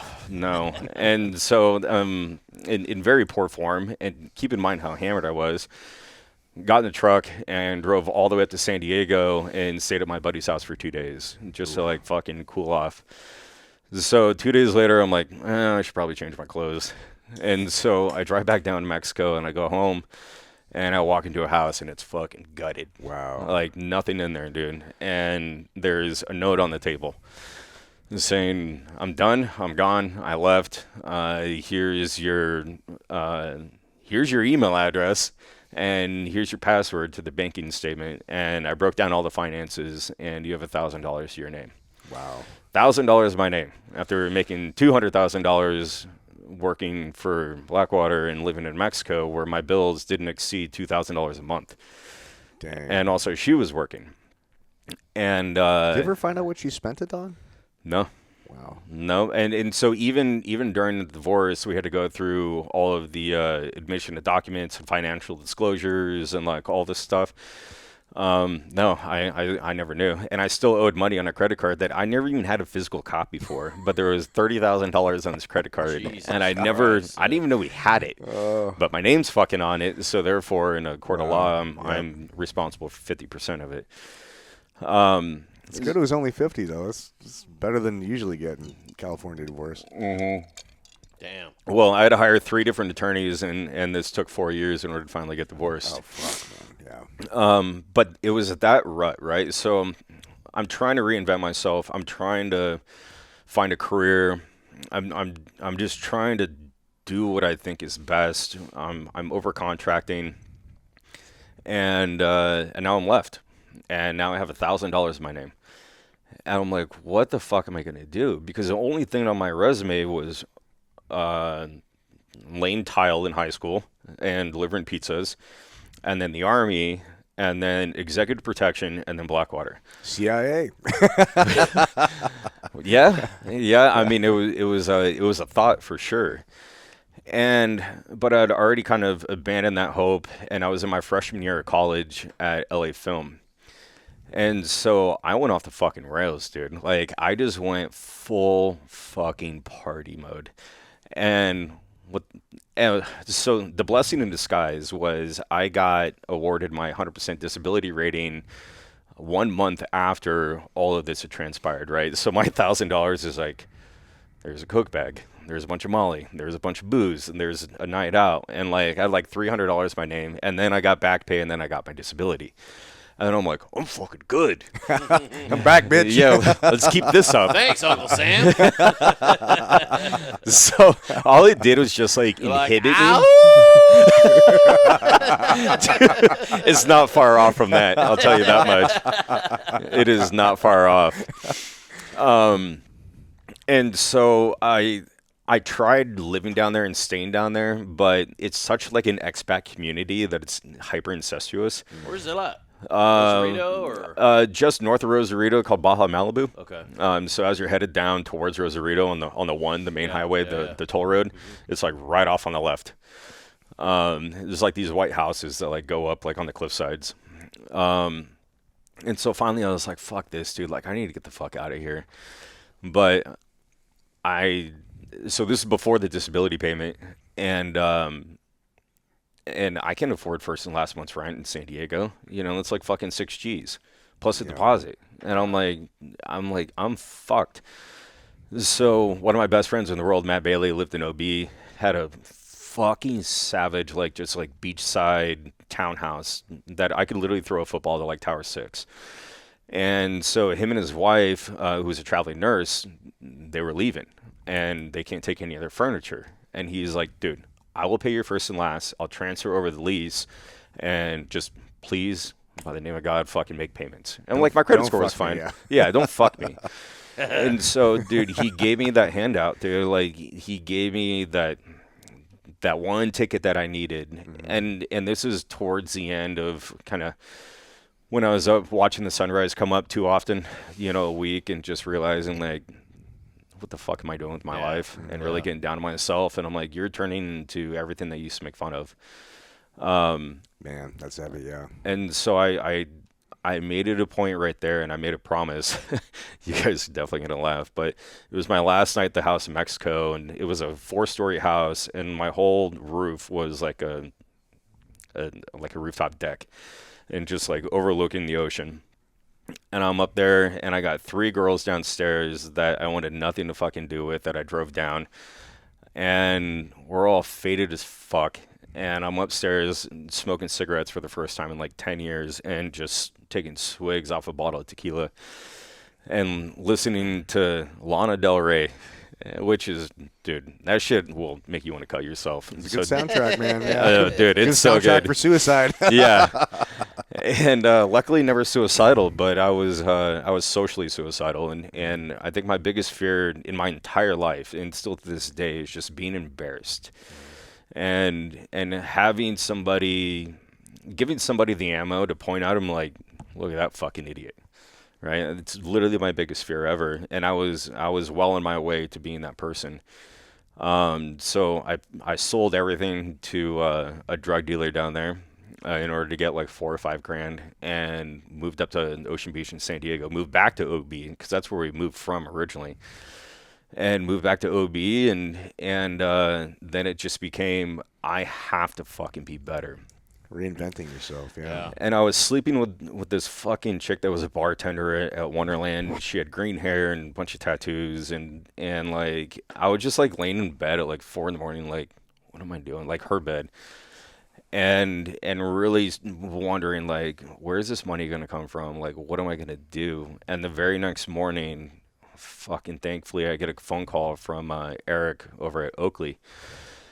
And for the longest time, I was a model for him. But he's like, hey, man, we love your work. We want to hire you full-time to come on board with us over at Oakley. And we also want to give you a fat signing bonus. Oh, shit. Hell yeah. And I'm like, oh, Who is this? God. Dude, I was so fucking fired up. And especially after losing, like, all my sleep that previous night, like, it's almost literally like I manifested it. And I was like, It's fuck almost yeah. like there's a plan. Yeah, and Fucking crazy, man. And I was so stoked, and this was like right before COVID, so it was probably like December 2018, and then that was the ticket, dude, and so I just started doing that. I was still in college, and then I met my current wife at Chacho that next January, and that was. Like, I think meeting her and asking her to, like, come out, like, we want to put up, not necessarily like a facade, but we want to look like we're more put together than we actually are. Of course. Yeah. You know, fake it till you make it kind of thing. Yeah. And I acted like I had all my ducks in a row, and, like, I didn't, dude. I'm still fucking playing the shuffle game in Tijuana, you know, trying to make sure I can figure Don't all open this that stuff out. closet door. All this shit spills out. You're like, fuck. Well, so that was kind of... That's where that the even kind of happened too. So she got laid off. She's from Toronto, and I told her to move in with me, and so she did. And I ended up getting really connected with these 2 brothers that are in like the finance industry in San Diego. And one of them was like, "Hey, dude, like we're a big pro vet, and we work for this credit card company, and we're handing out all these PPP loans, if you guys remember those, to everybody and their mother. Yeah. Are you a small business owner?" And I was like, "Yeah." He's like, "Well, I can get you this, and I can guarantee you don't have to pay this thing back." And I'm like, bullshit. And I'm like, this is all bullshit. Yeah. It wasn't fucking bullshit. And fucking $60,000 later, I now went from having $1,000, actually probably having $400 in my name in my own bank account living in Mexico, listening to Lana Del Rey and fucking wanting to off myself to now having $80,000 in the bank, living on the beach in Mexico with this brand new, completely untainted and just amazing woman. And that was all I fucking needed. Yep. And like, that was all I needed. And then after that, I'm like, okay, like, let's fucking go. And as opposed to blowing it, I reinvested it back into camera gear, and I ended up finishing my degree and graduated from LA Film. And I'm like, time to put on the fucking big boy pants now, dude. Right. And like, you will never get this shot again. And How old were you when this was going on? Like 30? 33, probably Yeah. 32. It's about that time, man. It's crazy how often that time. Yeah, and the crazy thing is, like, dude, my mom was fucking raising me at 21, and I thought she had all the answers. And I'm like, dude, I'm still, I'm pulling my head out of my ass at 35, and I'm like, what the fuck? Yeah.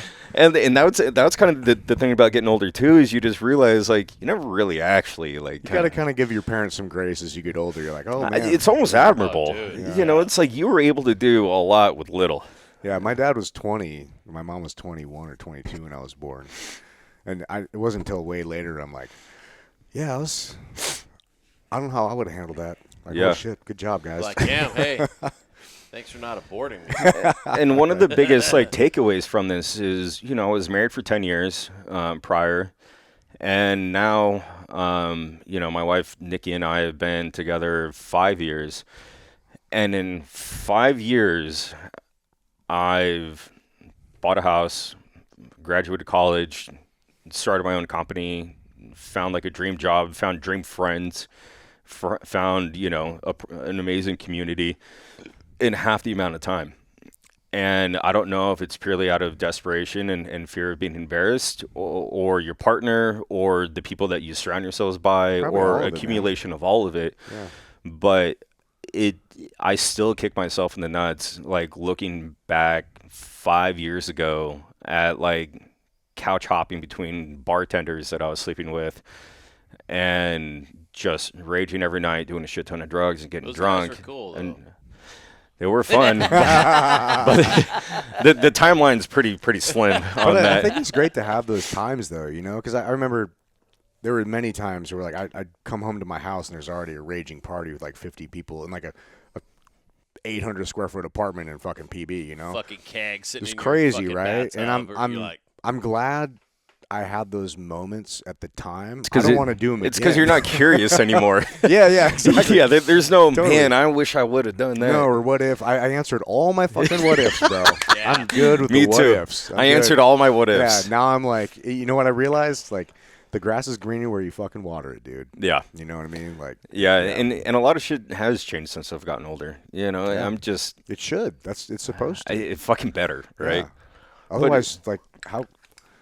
If you don't change, you're fucking stagnant.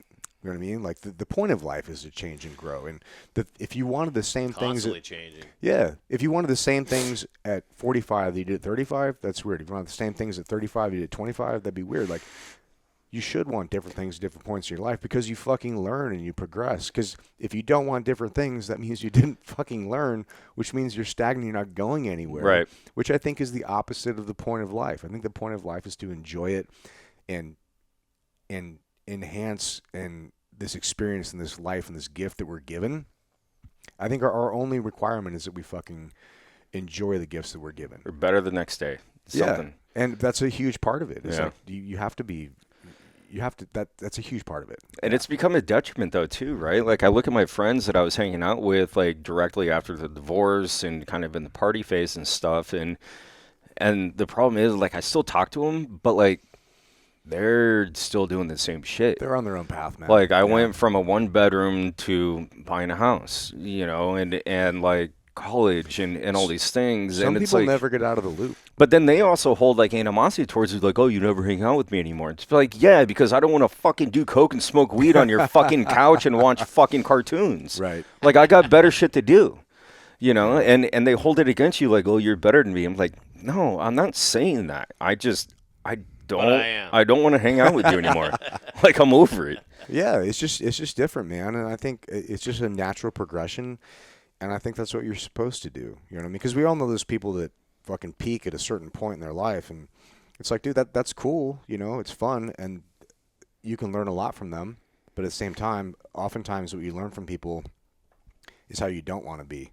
Right. You know, I think that's probably the biggest takeaway. Yeah. Like, I've never had somebody where, I mean, I do have mentors, but I've never been like, I want that and try to mimic myself off of that. I just had so many bad examples that I knew I didn't want to do that. And yeah, oftentimes that's more powerful and more useful too. Yeah, because I if mean, you choose to make it that way. yeah, chasing one guy that's successful is not as impactful as running away from 5 people that are doing the same Yeah. shit. And a lot of people look at it, they choose to frame it as a victim mentality They do. instead. They're like, oh, well, the world just ain't handing me shit. And, like, this is another one of the reasons why I don't have a good relationship with, you know, some of my fellow Army guys or even, you know, my little brother. Because, like, I literally had nothing and $1,000 in my name living in a foreign country. And I'm not there anymore. Yeah. So what the fuck is your excuse? Yeah. Literally, what the fuck is your excuse? Like, I did everything to at least, if I still failed, at least I could say I gave it 110. You know, in college, utilizing my GI Bill, trying to figure out different benefits, surrounding myself in better social networks of people that were more successful and more intelligent and you know, just affluent in general. Yeah. As opposed to, hey, you want me to bring over a blunt and fucking sit on your couch and, you know, watch cartoons? No, I don't want to do that anymore. Yeah. Well, I think what a lot of people don't realize is that life is hard no matter what you fucking choose. Fucking is it. Dude, it really is, man. It's so hard. It's way harder in the military. Dude, yeah, it really is, It man. is. And I It think is. 100%. I've noticed that in entrepreneurship too, where it's like it's like going to the gym, right? Like you go to the gym, the weights don't get lighter, you just get stronger. Yeah. It's the same thing. And in entrepreneurship, because that's, you know, my only frame of reference for the last, you know, 18 years, is that you're able to navigate these problem sets that would have completely stumped you 5, 10, to whatever how many years ago. Hands down. And you're able to navigate them because you're stronger than you're able to handle heavier problems now. Right. It's just like working out, man. And a lot of people think it's like, oh, well, it's all this, it's this segment, it's this segment. Dude, that's just life, man.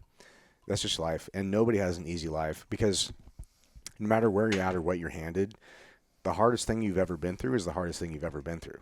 If the hardest thing you've ever been through is, you know, you got a BMW 3 rebound, Series too. instead of a 5 Series, that's the hardest thing you've ever been through. Yeah. And you don't think about it as privileged. Or, Yeah. hey, it's your parents bought you a fucking nice ass brand new BMW. That's dope as fuck. Yeah. You know, you think, oh, I didn't get the 5 Series. So it's real easy to. Humans are really good at adapting, and I think you have to actively, intentionally pull yourself out of that situation, that perspective, in order to grow. And unfortunately, like you're experiencing with some of these old friends, man, a lot of people don't, and they're choosing not to, and that's totally fine. It is fine. And I've learned to, you know, because at first, you know, coming out of the military, I want to kind of give them the kind of the different levels of motivation. At first, you're like, come on, dude, you got this. You know, come on. You know, like the nice, like, pat on the back. And then you're like, why are you being a little faggot? You know, like, don't be a bitch. Like, let's go, dude. You got this. And then they turn off to that. Yeah. And especially now. And so then they kind of start resenting you because you're just an asshole to them, but you're just trying to kind of utilize the same method of mentorship that you used to in the past. It doesn't work anymore. And especially with someone that's already literally kind of just made their bed and like they're comfortable in it. Like I got a really good friend now that was in my wedding that's kind of in the same space. He's living in a double wide in Oklahoma, but like he's completely content That's great. serving pizzas and fucking doing his jam. Dude, he won, man. But he was That's one of the great. smartest fucking people I knew, and the problem is he asked to move in with me probably about 6 months ago Oh shit. because he's like, I want what you have. I want your circle. I want your structure. I want to learn from Then you. do what I did. Yeah, but also like, dude, this has taken the better part of 11 years. Right. Like, you're not gonna figure this out overnight. And also, I'm 38, dude. I don't need a fucking roommate. Right.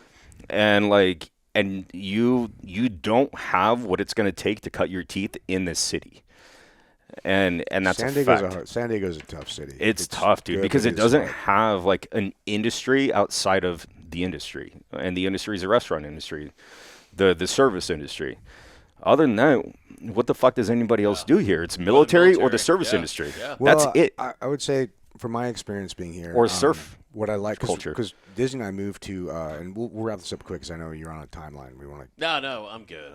Really? Fuck it. Okay. Yeah. Fuck them. All right. But I know Disney and I noticed this when we moved to Austin because everybody from Texas will tell you how fucking great Texas is.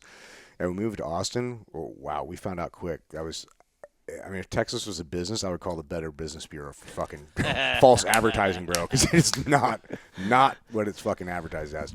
And so we recognize that in Austin, unless you're in tech or construction, there's nothing going on. Yeah. It's Yeah. really Same. hard to get people to run at the same level. So when we moved out there, we were looking for a new print shop to partner with to do all our manufacturing, and I was telling these guys, Why'd you choose Texas? Just central to oh, central to Austin, the because States, one of or- our bigger clients at the time was in Austin, and Okay. I'd been there like 15, 20 times before and Yeah. visited. And I always loved it, but It's a good time to hang. it's great to visit. Yeah. I I love go out visiting there all Austin. the fucking time working for a Oh, client out dude. there, but I was just like, Yeah, it's super dope to it's visit. cool to visit.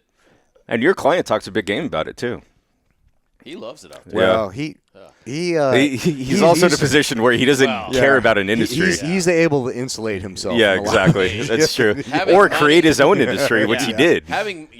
He He did. He took everything out of LA and moved it there. Yeah. So, but what I noticed is that we moved back.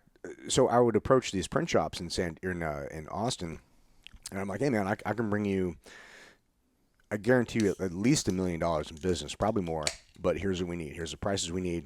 Here's the timeline we need. Here's the cost we need. Here's all the shit. And they're like, no, we're good. We don't want to work overtime.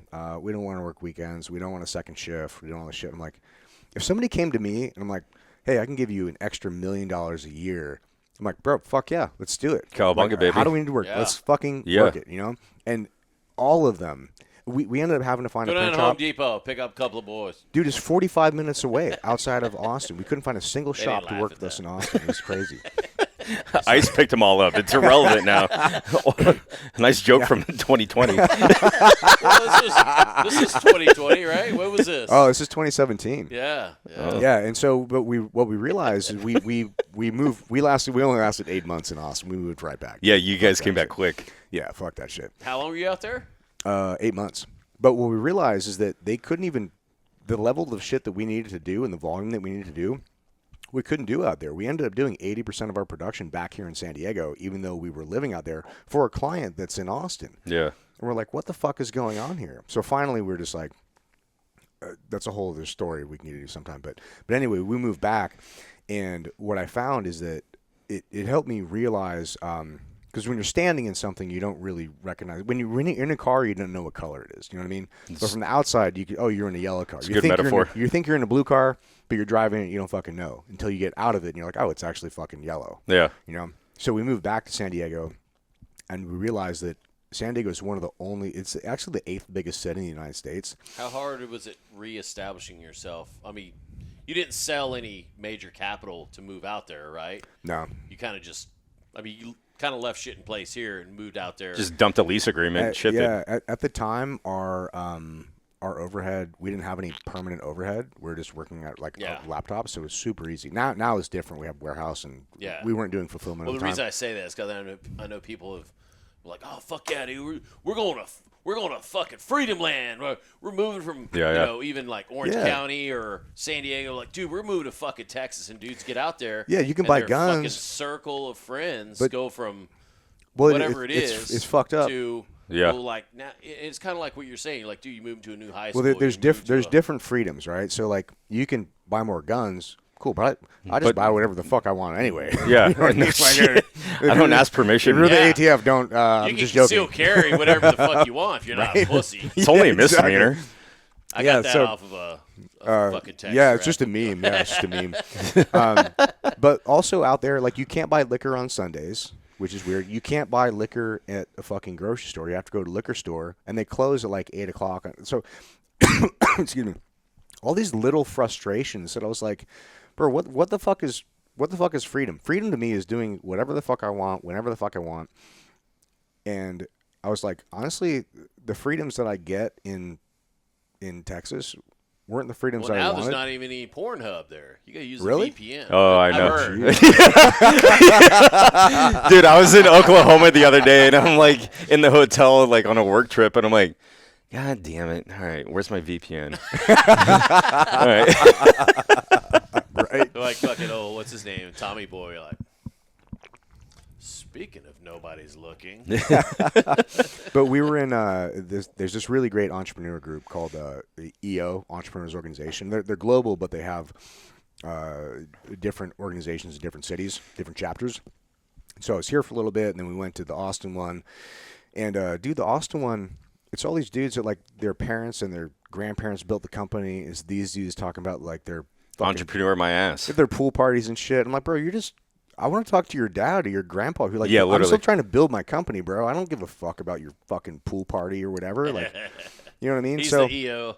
yeah, it was weird. So then we moved back, and I really realized it really brought home to me how diverse San Diego is. Like, you can find somebody, whatever your market is, whatever your niche is in business, you can find somebody to run as fast as you want to fucking run I in San agree. Diego, because it's so close to LA too, and LA is too fast paced for me. That's Yeah. It's like New York, Dude, It's- we're a honey hole it's here. too fast. Yeah, San Diego's a fucking a great feeder. speed, dude. It's a Yeah, feeder. it's the Goldilocks, man. I am. I'm.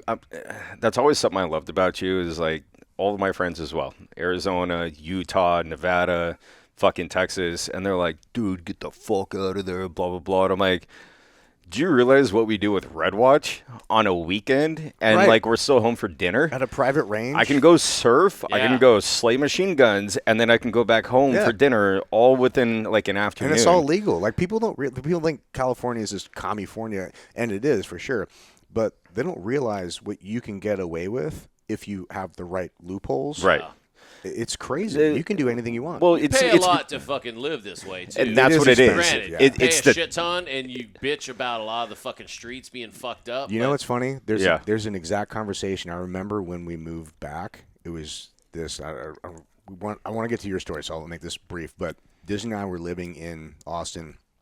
And we actually saw our friends in San Diego more than we did when we were living here, because we'd fly back every month, so we'd set up like meetings. So I saw my friends fairly often, and I was having dinner. tax write off.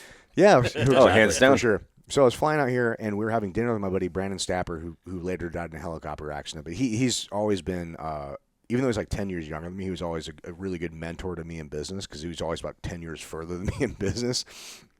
And he said something to me that really fucking stuck, dude. We're having dinner, and I was trying to get him to come out to Austin because I fucking hated it. You just wanted friends. Selfishly, I'm like, Yeah. I just come out Yeah. here with me. I'm still trying to do that. I was telling him all this shit, like, saving money, all this shit. I didn't realize. We found out later we weren't actually saving any fucking money. But he's like, hey man, I don't care. I'd rather make 10% more money and pay to live where I fucking actually enjoy my life. I was like, fuck, dude. And Disney was there with me. And it was that one thing that he said. So we woke up, we flew back, we woke up the next morning in Austin, and we're like, why the fuck are we here? We can't even go out and have coffee on our balcony because it's so fucking hot. Yeah. It's miserable. There's high rise, a bunch of fucking It's pretty fucking hippies, hot there, dude. bunch of hippies always bitching about shit all the time. There's a fucking protest every fucking week. And like, there's bums. It was fucking miserable. And your Like, guys' thunderstorms are gnarly. yeah, Where yeah. do it you guys was live in? What gnarly. part? One of the, right in the middle of downtown, between Oh. the two bridges, like center of downtown, which was a mistake. Like Congress and fucking Yeah, in like the exact middle. And we just looked at each other like, why the fuck are we here? And we just decided, you know what? She's like, you wanted to move here. No, you wanted to move here. Fuck you. No, Yeah, fuck totally. you. No, we're very much a team on this shit. Yeah, we decided like, fuck this shit. And so we moved all our shit. We broke our lease because it turns out, long story short, it turns out that the apartment complex we're renting from there also owned Strata downtown. So we broke our lease for a reduced amount to rent a new spot in San Diego. And within 3 days, we were back in San Diego. We're like, fuck all our shit, broke our shit. 3 days later, we were back in San Diego. Like, fuck everything. It was Yeah. that one conversation when Brandon said, I'd rather pay 10% more money and live where I actually enjoy my life. I was like, fuck, Yeah. dude, I can't argue with that. Yeah, it's a luxury tax. Like you got to pay to play in this city. And it's expensive, but it's not like It's not twice as much because It's the Austin's second not most expensive city in the country. Austin's not a cheap What fucking is? city either. San Diego. Yeah. Yeah, Austin ain't fucking. I thought you were cheap saying either. Austin. I was like, No, Yeah. but I mean Austin's not cheap. Like I Austin's was not just in cheap Bend, either. Oregon, and like I'm looking at the menus. And that's kind of like my gauge, like when I go out to eat, and I'm like, oh, guess we're in the same spot hell yeah, I'm getting a fucking tomahawk. for $98 dollars. $164. Yeah, literally. Yeah. Yeah, it is fucking crazy though, because like I grew up in Tennessee. Which I love, man. Yeah, I do love Tennessee. Tennessee's fucking cool, and I haven't been back in a while, man. I actually feel really fucking guilty. And actually, you know, it's always a sore spot 'cause my dad died like 3 years ago, in April of 2022, and but you know, piggybacking off of both of your experiences in terms of, Sorry. Audio adjustment. I feel so fucking blessed to have like a stable, and maybe that's the fucking white privilege that so many people talk about. 'Cause, you know, I didn't know anything different, so I guess can't really compare it to anything other than what I know. But you know, growing up where I grew up, like we weren't fucking well off, but we weren't fucking like, you know, I always had fucking a belly full of food when I went to fucking bed. And You're shit able to like get good school clothes and all that shit. I would say good school clothes. I was wearing some fucking. You're wearing Hill buddies, Fighters. some buddies' fucking shoes, and you know, I was Some the- Massimo. Yeah, no, I wasn't wearing that shit. But I was the youngest of three boys, so all my shit was hand-me-downs. Hand-me-downs were like the knee pads that you fucking stick on because the fucking knees been wore out on the jeans, and you know. But being a army brat, my dad was 22 years in the army, and we grew up all over the fucking place. I mean, I was born in Greece, and my oldest brother's born in. That is sick. Yeah, my oldest brother's born in in Nuremberg, Germany. My dad spoke German. He Oh, I've taught partied there taught quite a himself bit. German, yeah. Yeah. He taught himself German. Taught himself shit. German. Wow. My Dude, dad's it's not that hard, probably actually. the smartest motherfucker. Like, people I talk to, we're always like, oh, man, yeah, your dad. Like, dude, if I ever go on fucking Who Wants to Be a Millionaire, like, if I have to phone a friend, they're like, I'm calling your fucking dad. Because literally he would read. He was a history teacher and, all this shit. But he would read, like, fucking He's like ChatGPT 2 books before a fucking ChatGPT, week, yeah. man. Like, he's just, like, Oh wow. and even, like, I think about my sophomore year in high school, one of my teachers, I don't remember what class it was, but my teacher, she's going through the roll first day, and she's just like, Kent, she's like, are you Eddie Kent's son? I'm like, yes, ma'am. She's like, does he still read a lot? I'm like, what the fuck? She goes, Yeah, nerd. she goes, yeah. She goes, I went to high school with him, and No He shit. was the guy in the hallway with the book, like dodging people. No, she goes, he read every book in the library. And I was like, Whoa. holy shit. And I went and talked to him. I go, yeah, my teacher said you read every book in the library. He goes, no. He goes, just the interesting ones. but no, and my dad was like, he came from a very shitty upbringing. His parents never, his dad never believed in like hugging and telling him, like, hey, I love you. I'm proud of you. And shit like that. And so, my parents were very opposite. Like, you know what, fuck you. Like, we're going to praise our kids. We're going to make sure that's that, good. That's cool. But going back to what I was saying, my oldest brother's born in Nuremberg. He's like 6 years older than me. My other brother's 3 years older than me. He had the awesome pleasure of being born in Reno, Nevada. Oh, sick. Dude, you got Reno, Greece, and Yeah, I was Germany. born in Greece. People were like, oh, shit, like fucking Nuremberg, Athens, Greece. Like, oh, where are you? My brother's like, Reno. The gambler. No, my brother Eric is fucking awesome. But going back to, when we settled, my parents settled back where they kind of met and grew up and everything in Northwest Tennessee, where we were talking about before that, you can't buy a fucking drink and total Bible Belt. My grandmother left us a 100-acre farm out there, me and my two brothers, and my brother Eric and my mom still live there, but I mean, it's like 2.5 hours from the airport. Oh Yeah. shit. Good. And I mean, we've kicked around. I mean, the stuff that I do. Was it still in the family? Yeah, Yeah. yeah. It's been in the family since 1890. Well, I think No officially fucking way. 1901. But yeah, Linsman Farm, like 1890s. And Is it just a plot of land, or is there like a homestead no, there's or a like house ranch there. hand? There's a house there. Do you guys have like somebody that lives there in order to No, like? my mom and my brother live there. Oh, okay, Yeah. awesome. That's cool. Yeah, at some point my mom's dad's parents, they had a house there. I don't know if that house is still there or not. At some point that place, I mean, they took it because it was built on like a little rise, like, oh, this is the best place to build. And they Yeah. moved it down. It sat there forever, and I remember my brother getting his ass busted for hucking fucking rocks Through the windows. Shit, like it was. I mean, Isn't that the most tempting shit as Yeah, a kid? yeah. Like an abandoned window. Like Yeah. you're just like, I'm gonna Yeah. break that shit. There's just something like savage about it. You're just like, I have to fucking break. You either got to break shit or build shit. And now it's a Yeah. business Usually both. model, like those like break everything rooms where you just go in there with baseball bats and Right. just trash it. Yeah.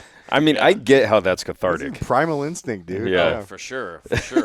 but it's crazy talking about living in San Diego. Obviously, like I married my wife. We met in Pacific Beach.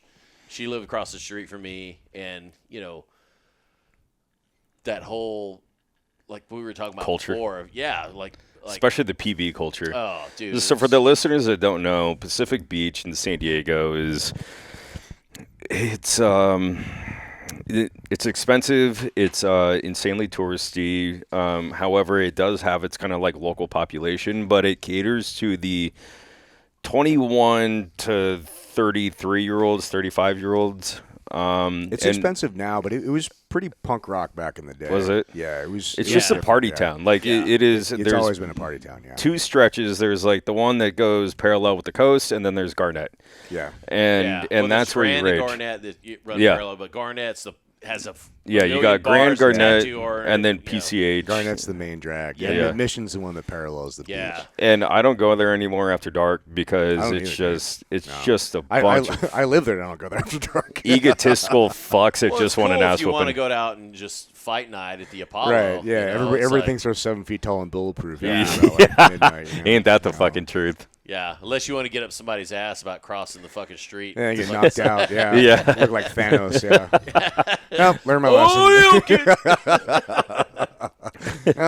yeah. But it was, having, like you're saying, having like-minded individuals, like living in some of these, not team houses per se, but I think this was in This was in 96. I moved to PB, Oh yeah. and this was in. I bet that was a fun time. Too. Oh, it was awesome. Yeah. My roommate. Even 2006, I bet was sick. Well, my roommate wasn't a team guy. Even better. It was actually Crown Point. So we lived Crown That's a Point. nice we hung area, out, yeah.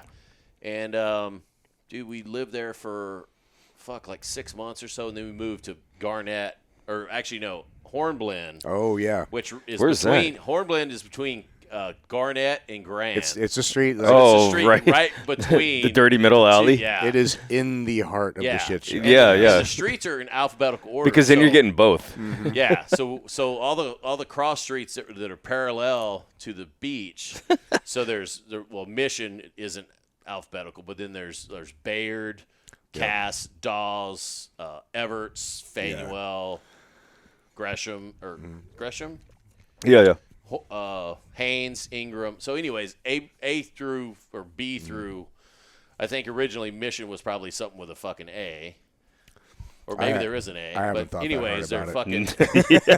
I didn't figure you did. Yeah. I just drink that. I don't know. No, I always thought it was cool. They're Kevin in showing his alphabetical age. order, Back when And, we established San Diego, Yeah, I rode in on a donkey. we came in with our horse. I put a flag right here at Shore Club. Yeah, our covered wagons and horse teams. We had to buggy up against some fucking dolphins and Indians.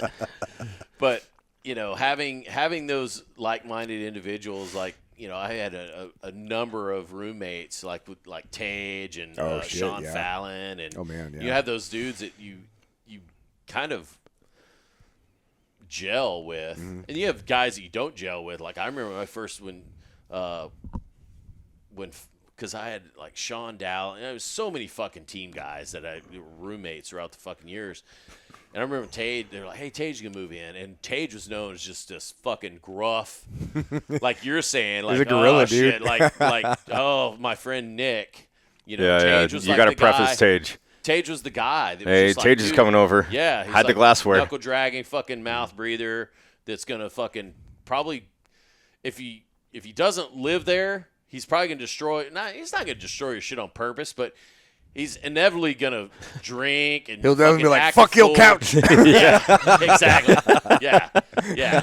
So, but, and interestingly enough, he wound up being the best man at my fucking wedding. No shit.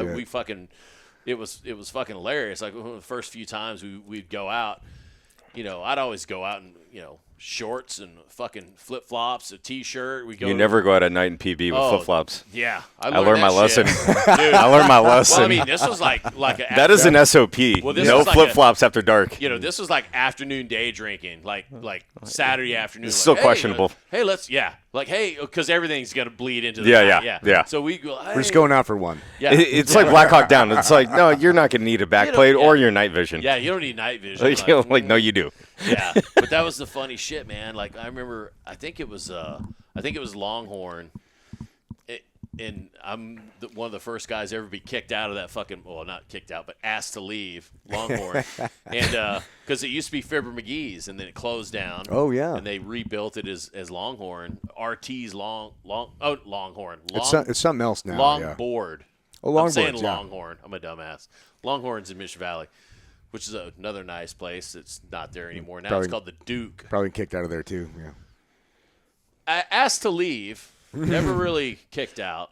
Just like McGregor's. Like I dude, love he's been McGregor's. kicked out here so many times. Like, well, not really. I didn't realize McGregor's was such a team bar Asked until to I went in leave. there. Yeah, I got a great story about that. But wrapping up the fucking Tage thing, I remember walking into RT's longboard, like going there and like for some reason we were on this fucking kick where we were drinking Guinness and doing shots of tequila. Like, Ew. how the Ooh. fuck does that make any sense? That's a tough. Who are you, mix, NATO? man.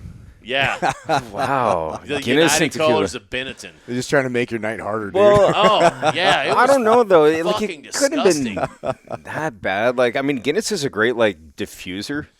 You And know, it like coats your it'll stomach. yeah, it's not bad, and also it's a low ABV. Like I can slam Guinnesses. Like I love Guinness. Well, at the same time, I remember meeting up with Tage at the library in 2005 before he did his first deployment because he got out of the teams under some less than ideal conditions. Was Tage the one that was on O'Neill's like tour with them? Yeah. Yeah. So he got out higher tenure, E4 with like 9 years, because he was in that platoon, and I'll tell you the story about that if we got time. The platoon that Got platoon that disbanded. never was the Yeah. platoon that got disbanded that prolonged my run to E6, my 11-year run as a first class petty officer. But Tage was he wound up essentially getting busted down for punching me. In front of Danny. It's like me and him are in front of Danny. He's like not even beating the shit out of each other. We're like fucking around because I told him he couldn't fucking break shot glasses on new guys' faces anymore. Oh, And he's God. like, That's frowned "Oh, upon?" man, you're fucking becoming part of the fucking establishment, man. We should be able to fucking break as many fucking shot glasses on new guys' faces as we possibly That's not can." even camaraderie. That's just being a fucking dick. Well, that sounds like Tage. He though. wasn't really breaking them on their face. He was more breaking their faces. He was just hucking them. He was hucking them. Yeah. Because like I've been to Danny's the few times, and it's always after like the C4 paddle out. And like, dude, that room is like locked and stocked. And Yeah. like, I walked in there, and it just smells like sweaty Yeah. underwear. Oh, there's been evolutions of Tage too. Like this is like prime Tage years he's talking about. He's actually like way. Oh, he's mellow cool as fuck. Now yeah. I think he's been sober for like 8 years. Oh wow. Where does Tage Good for live? him. He No. lives in Idaho, Boise. Oh, okay. Great fucking dude. Yeah, he's awesome. Seriously.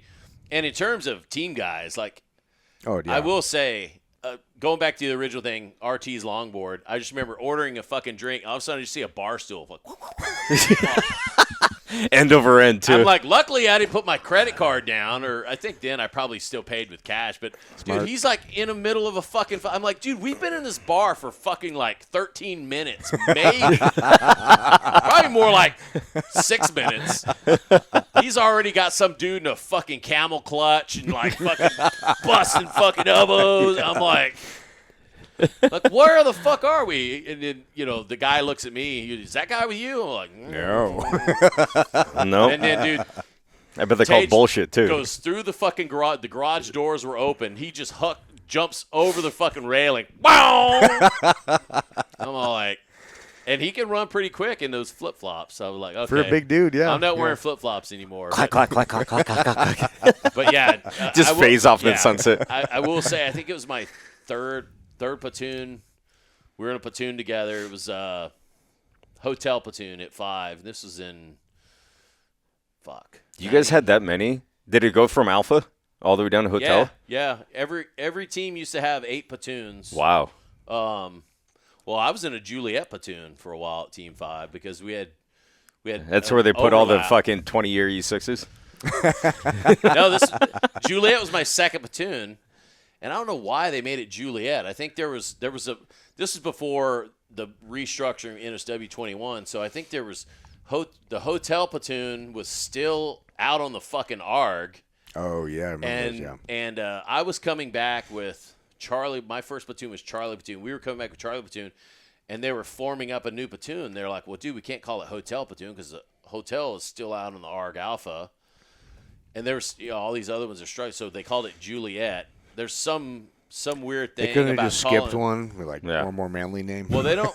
Yeah, well, they didn't want to. There's some. And somebody. I want Hopefully, Kilo. somebody in the comments can tell us. There's something weird about calling it an India platoon, and there's X-ray platoon was damn near completely wiped out in Vietnam. Team Oh, no 1, shit. X-ray platoon. So supposedly we don't name them X-rays. No and- shit. Is That's that fine. kind I of like didn't know that. retiring a number?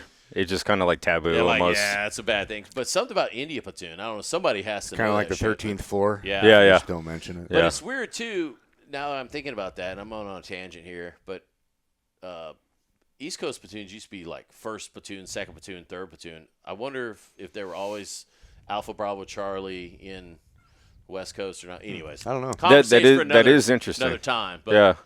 but We'll have to ask Going some back to- older guys than us. if going they're back to the still whole alive. Tage thing, I just, when Tage rolled in, he grew up like up north, and I was like, I didn't really know anything about him, but I was pleasantly surprised when I got in a platoon with him because he goes in a long line of guys like the Jeff Enderlin, the Yeah. fucking Tony Afrati, Yeah. the Ivans, the He, Guts, he's definitely the, a main character, the bro. dudes that are Yeah. like fucking break glass in case of war. Really smart fucking dude. Hence like, why you got hired by a damn neck dude to work with him. well, dude, people look at him and go, "Oh, he's just a fucking knuckle dragger." Like, no, motherfucker. Like, he legitimately runs like a fucking his own business now. And he ran his own EP business for a number of fucking years. Yeah. and He's made some smart moves, dude. yeah. And so, that fucking platoon, though, what I was gonna say is when we came back from 2003 Iraq deployment. I was the LPO of that platoon. Crimmins is out. I guess we can say Crimmins. Crimmins was the platoon chief. Tage. I can't wait to get that guy Oh, on, dude, man. we got to have him on. He's like a fucking pirate. That'll be like a 7-hour show. Like, we'll never. Yeah. But You never run out of Kremlin yeah, stories, dude. yeah. Crimmins is awesome. So we had Tage. We had a whole gamut of fucking dudes, and that was the 03 platoon where. This is the one that got disbanded? No. This is when we did the push into Iraq. So this was okay. golf platoon at Team 5, and we were essentially driving. We were essentially the mobility platoon. We started off. We were driving those fucking DPVs. And Yeah, we were those things are cool. rebuilding all these fucking Oh, things. dude, those things are awesome. Oh, they look cool. They're fucking, Yeah. They look cool. they're fucking such a nightmare, dude. They're like 1980s technology. They're like fucking VW motors. Yeah. They're VW? oh. Well, they're They're No wonder they air-cooled. fucked up. I They're would have put a fucking- Honda in that No, bitch. well, they're air cooled.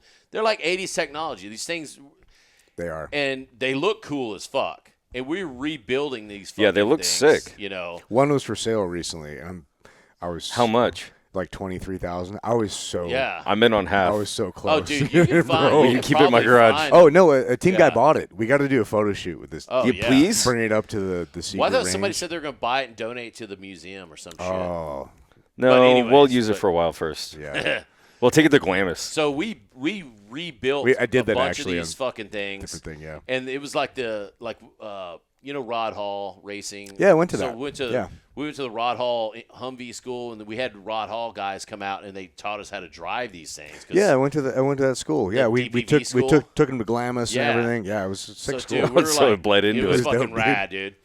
But it was an hour driving for like 4 hours of wrenching on these fucking things. Yeah. And it's just like, oh, fuck. You're like, all right, whatever. And we're wrenching on these things out at 9, which was kind of fucking cool because I mean, it's fun, but also, like, I wish I would have wrenched more, knowing, like, just to know more about, like, mechanics. oh, 100%. I learned so Like, much. I can build a fucking gun, but I don't know dick about fucking an engine. Yeah. I know how to keep it going, but, dude, other than that, like, it's one learned of those s- traits I wish yeah. I would have known. I learned so much about, well, That VW redneck engineering. motors and brakes and, bleeding brakes and, Right. fucking all that bullshit. I'm from Orange County. I don't. Yeah. No, it was cool. But so we did that whole fucking platoon. We did one fucking op with those goddamn DPVs. We built these DPVs on the Strand before we deployed. They were fucking legit. They So you guys deployed with them? we built these things Until they came out with IEDs. No, we built these fucking things, like 4 of them that were cherry as fuck, like three 3-seaters and 1 6-seater. They had like these fat racing motors, like Is it like the Pendles on the side for the 60s? Your coveted M60? no, like I'm just talking about the motors Oh, and okay. shit. Like all the other shit. Like you could either put a Mark 19 in the front or a fucking 60 or You had a 240 or whatever. 50 you And got then a big up one up top, top, you yeah. had a 50 up top. Yeah. But, so you still kind of have like a pseudo turret gunner? There's do, no yeah. turret. You had to point Yeah, the but nose. it's like crossbars. Oh, you had Yeah. to point the nose? Yeah, you got to. No way. You only I mean, get this it- much angle. Yeah, you had got a about lot. this much with the 50. But yeah. it's Right. but Left. Yeah. It's a But no, sand dude, rail we with went a on- 50. though. Yeah. We went out and did fucking IADs with these lot of firepower. motherfuckers, dude. And you'd fucking do peels. You're like, Bob. And you're fucking, Bob. Yeah. With the sand rail. You fucking skid the bitch and fucking skid around. Fucking go. Pop, pop, pop, pop, pop, pop, pop, pop. And you're laying down fire with a fucking 50. Yeah. It's You- literally like a P-52, Oh, but it's- with wheels. yeah. Yeah, they had skid brakes on them. What are they called? Turning brakes. They had turning Yeah, brakes the on them. fucking, Really, you just crank it and, Yeah, they're- huck it? They're yeah, pretty good it- for what the they are. fucking They're pretty cutting good. brake. The same shit dudes use for like. So you guys know the guy that bought that one? It's another know. team guy. I saw him post on our Facebook group. I think he bought the one that I saw. For Where does he sale. live? I think he's local. Okay, And that got me please. thinking like we should do Hey, a photo if you shoot. bought a with it. sand rail, one of those Chenoweth fucking. DVDs, Actually, if anybody has any somewhat antiquated military vehicles, please drop into our DMs because if you don't know already, I'm a photographer and videographer, and I need your help. he'll hook you up. Sexual favors. Just kidding. Going back to the whole platoon, we tricked these fucking things out. Like they had these fat racing motors. They weren't like the 1600 cc VW motor. They were like 2300 cc. Straight They're out of all, a Volkswagen Beetle. Stroked out and shit. They had the Mendiola fucking transmissions that were like supposed to be like badass. So, like because the biggest thing with these was reverse would fucking blow out or some Right. shit, or first would blow out some shit. The transmission would blow out of them because they would weigh the fuck out of them. They would be like, oh, Right. DPV, let's put a bunch of shit on there. And the things weighed like But it has stage 1 suspension and not stage 6. the suspension was pretty fucking good. But then, once you put 19 fucking Right. tons of shit on it. Yeah. Because we did our first op, which was we took this dam down it was the Mukarayan hydroelectric dam up in the northern part of Iraq. And we took off out of Ali Asalim, which was, Oh, been there. Ali Vaseline. Actually, speaking of Vaseline, I think that's where I got the second finger in my ass. It told me I had a hernia. Oh, nice. Yeah, so congratulations. I know Ali Vaseline. Yeah, Ali Vaseline. So we took off from there. We had 1 3-seater and 1 6-seater. And then, so we had 6 of those CH-53 fucking Pavlo helicopters. We Yeah. refueled midair multiple times. I mean, it was fucking fresh. It felt like we took us like 4 or 5 hours to get up there. That's two- like on the two border AC by Kurdistan. It's up. It was 20 something. It's like 20 clicks from the Iranian border. Yeah. So it's okay. up like northeast. Yeah. It's up the same like parallel as like Train gets weird it's up like, there. It's like Tikrit. Yeah.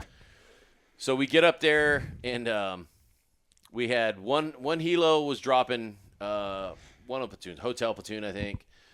One helo was dropping Polish Grom. One of the dudes fast roped in, fucking frapped his fucking leg, medevac him out, and then the two other helos. One had a 3-seater, one had a 6-seater. Then there was the CSAR bird that was like just kind of overhead, and then there was another one that was kicking out a bundle where we had a resupply bundle of like shit ton of MREs. Was this like 2000? 2003? That'd be Yeah, early. 2003. Yeah. So OG. literally like when was the war starting? Like Well, March. 01 was Afghanistan, obviously, in like November, but that was all gray side and black side. But then 03, March or February, yeah, March. Iraq. Yeah. Yeah, it was like March, April of 03. And they wanted to take over this dam because they were afraid they were going to blow the dam. It was going to flood the entire Baghdad Valley, and it would be Wouldn't underwater that or just some made our jobs easier? shit. Yeah. Hindsight. Yeah. We're like, Get out your surfboards. yeah. So we took this fucking thing over. bruh. And, dude, it was a complete fucking shit show.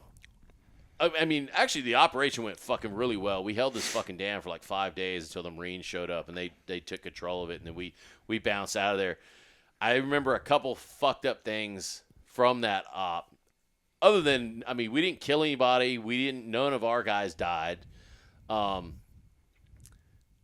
thing that was kind of interesting was we had to back the 3-seater onto the fucking bird because all the front gears were blown out. No shit. We had to back the 3-seater up onto the fucking 53, and we had to push the 6-seater because they both were fucked. And that was the only vehicles that we had to kind of drive around, and so we were driving around this fucking place. And you guys don't like walking. Well, I mean, it was a huge complex. I mean, it was clicks Yeah, around. yeah. But the funny thing was we had these 2 AC-130s overhead, and they're like, yeah, it looks clear, everything good, blah, blah, blah. When the fucking sun comes up, we go reconnoitering. We recon this fucking area. Dude, all these twin 51mm fucking Bofors fucking, those Yeah, fucking oh, guns yeah. that do this shit. Like the old Russian ones. Yeah. And they're like, you're like sitting in it. You're sitting in Yeah, it, yeah. and the ammo's here, and Yeah. there were fucking mill vans full of ammo, and Just they were all loaded. Lincoln belts. They were all fucking loaded. They have these clips. They're like 5-round clip. They're fucking like this long, and you push them down into this fucking shit. Yep. And it's like a fucking Star Trek, or maybe not Star Trek. What's The Star Wars. Star Wars. The dude in the Yeah. Millennium Falcon, like blah, blah, blah, blah, blah, blah, blah. There were 13 of these twin 51mm fucking 51 guns. millimeter? Yeah. That's big. They were all over the fucking place. Like, That's anti-aircraft shit. yeah, oh, that's exactly Yeah. what they were. None of these AC-130s saw them. Like, how do you not see them? How do you, what They would thermals? have blown every one of those fucking helos out of the fucking sky, and there was nobody manning them. Wow. They were locked and fucking loaded, and so No shit. our Grom guys were like, "Oh yeah, we know how to take the firing pins out of these." 'Cause we were sitting there going, "We don't know. We were gonna blow them in place. Just put some fucking Yeah, just bip them. Yeah. But like open up the tube, put a hand grenade in there, close it, and run. yeah." Well, we were gonna do that, and then we got tasking from higher. I'm like, "No, don't destroy them because they might need them to defend the fucking place." So we pulled the fucking firing That's pins. conspiracy We shit. pulled all the firing pins That's out. smart, dude. Yeah. Our Grom guys were like, "Oh yeah, well, these are all over the place in Eastern Europe." I was like, "What?"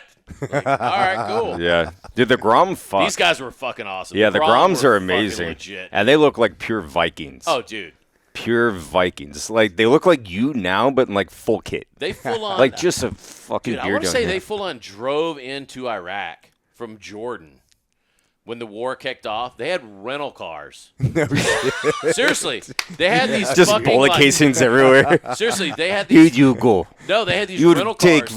Volkswagen. I hope they So got full insurance. They were on like they were like these shitty little like Pugos. yeah, they were. And Probably they were Pugo. four-door fucking piece of shit. And it was funny as fuck. And they all get saw out like us a with clown our car. fucking doors off our fucking Humvees. They're like, good idea. They pulled the doors off their fucking rental cars, dude. Put them in the So- trunk. Oh, dude, no, they just shit canned the fucking doors. So anytime they went somewhere, they were like, "Oh, this is fucking great." So they were fucking driving, no doors, and then their rear gunners were all sitting fucking. I fuck with the American pointed cowboy. out. That's dope, dude. But the That's best really cool. shit, man, when we were there in Baghdad, we were all at Camp Ginny Posey, and the Grom had their side, we had our side, and And I bet they blended at night. no, oh dude, Because the Grom threw down, like, they would get hammered. they got after it. Oh, They yeah. got after it. So I would get calls when I was SOG and be like, hey, we got another Grom dude fucking pissing all over shit, butt naked out in the motor pool. it was awesome because when we first got there, the General Order Number 1, like no Yeah, drinking yeah, in the yeah, yeah. country, it didn't exist. So like we were like That was 05.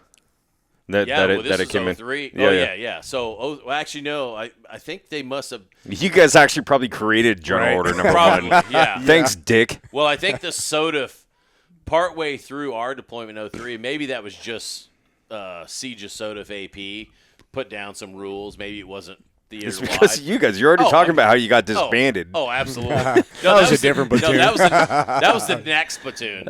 But when we were, this was the first one in Iraq, and I remember we land at BIOP. We fucking drive to Ginny Posey, and it was Foxtrot platoon. They had just went on some op or some shit, and they just rolled up some dudes.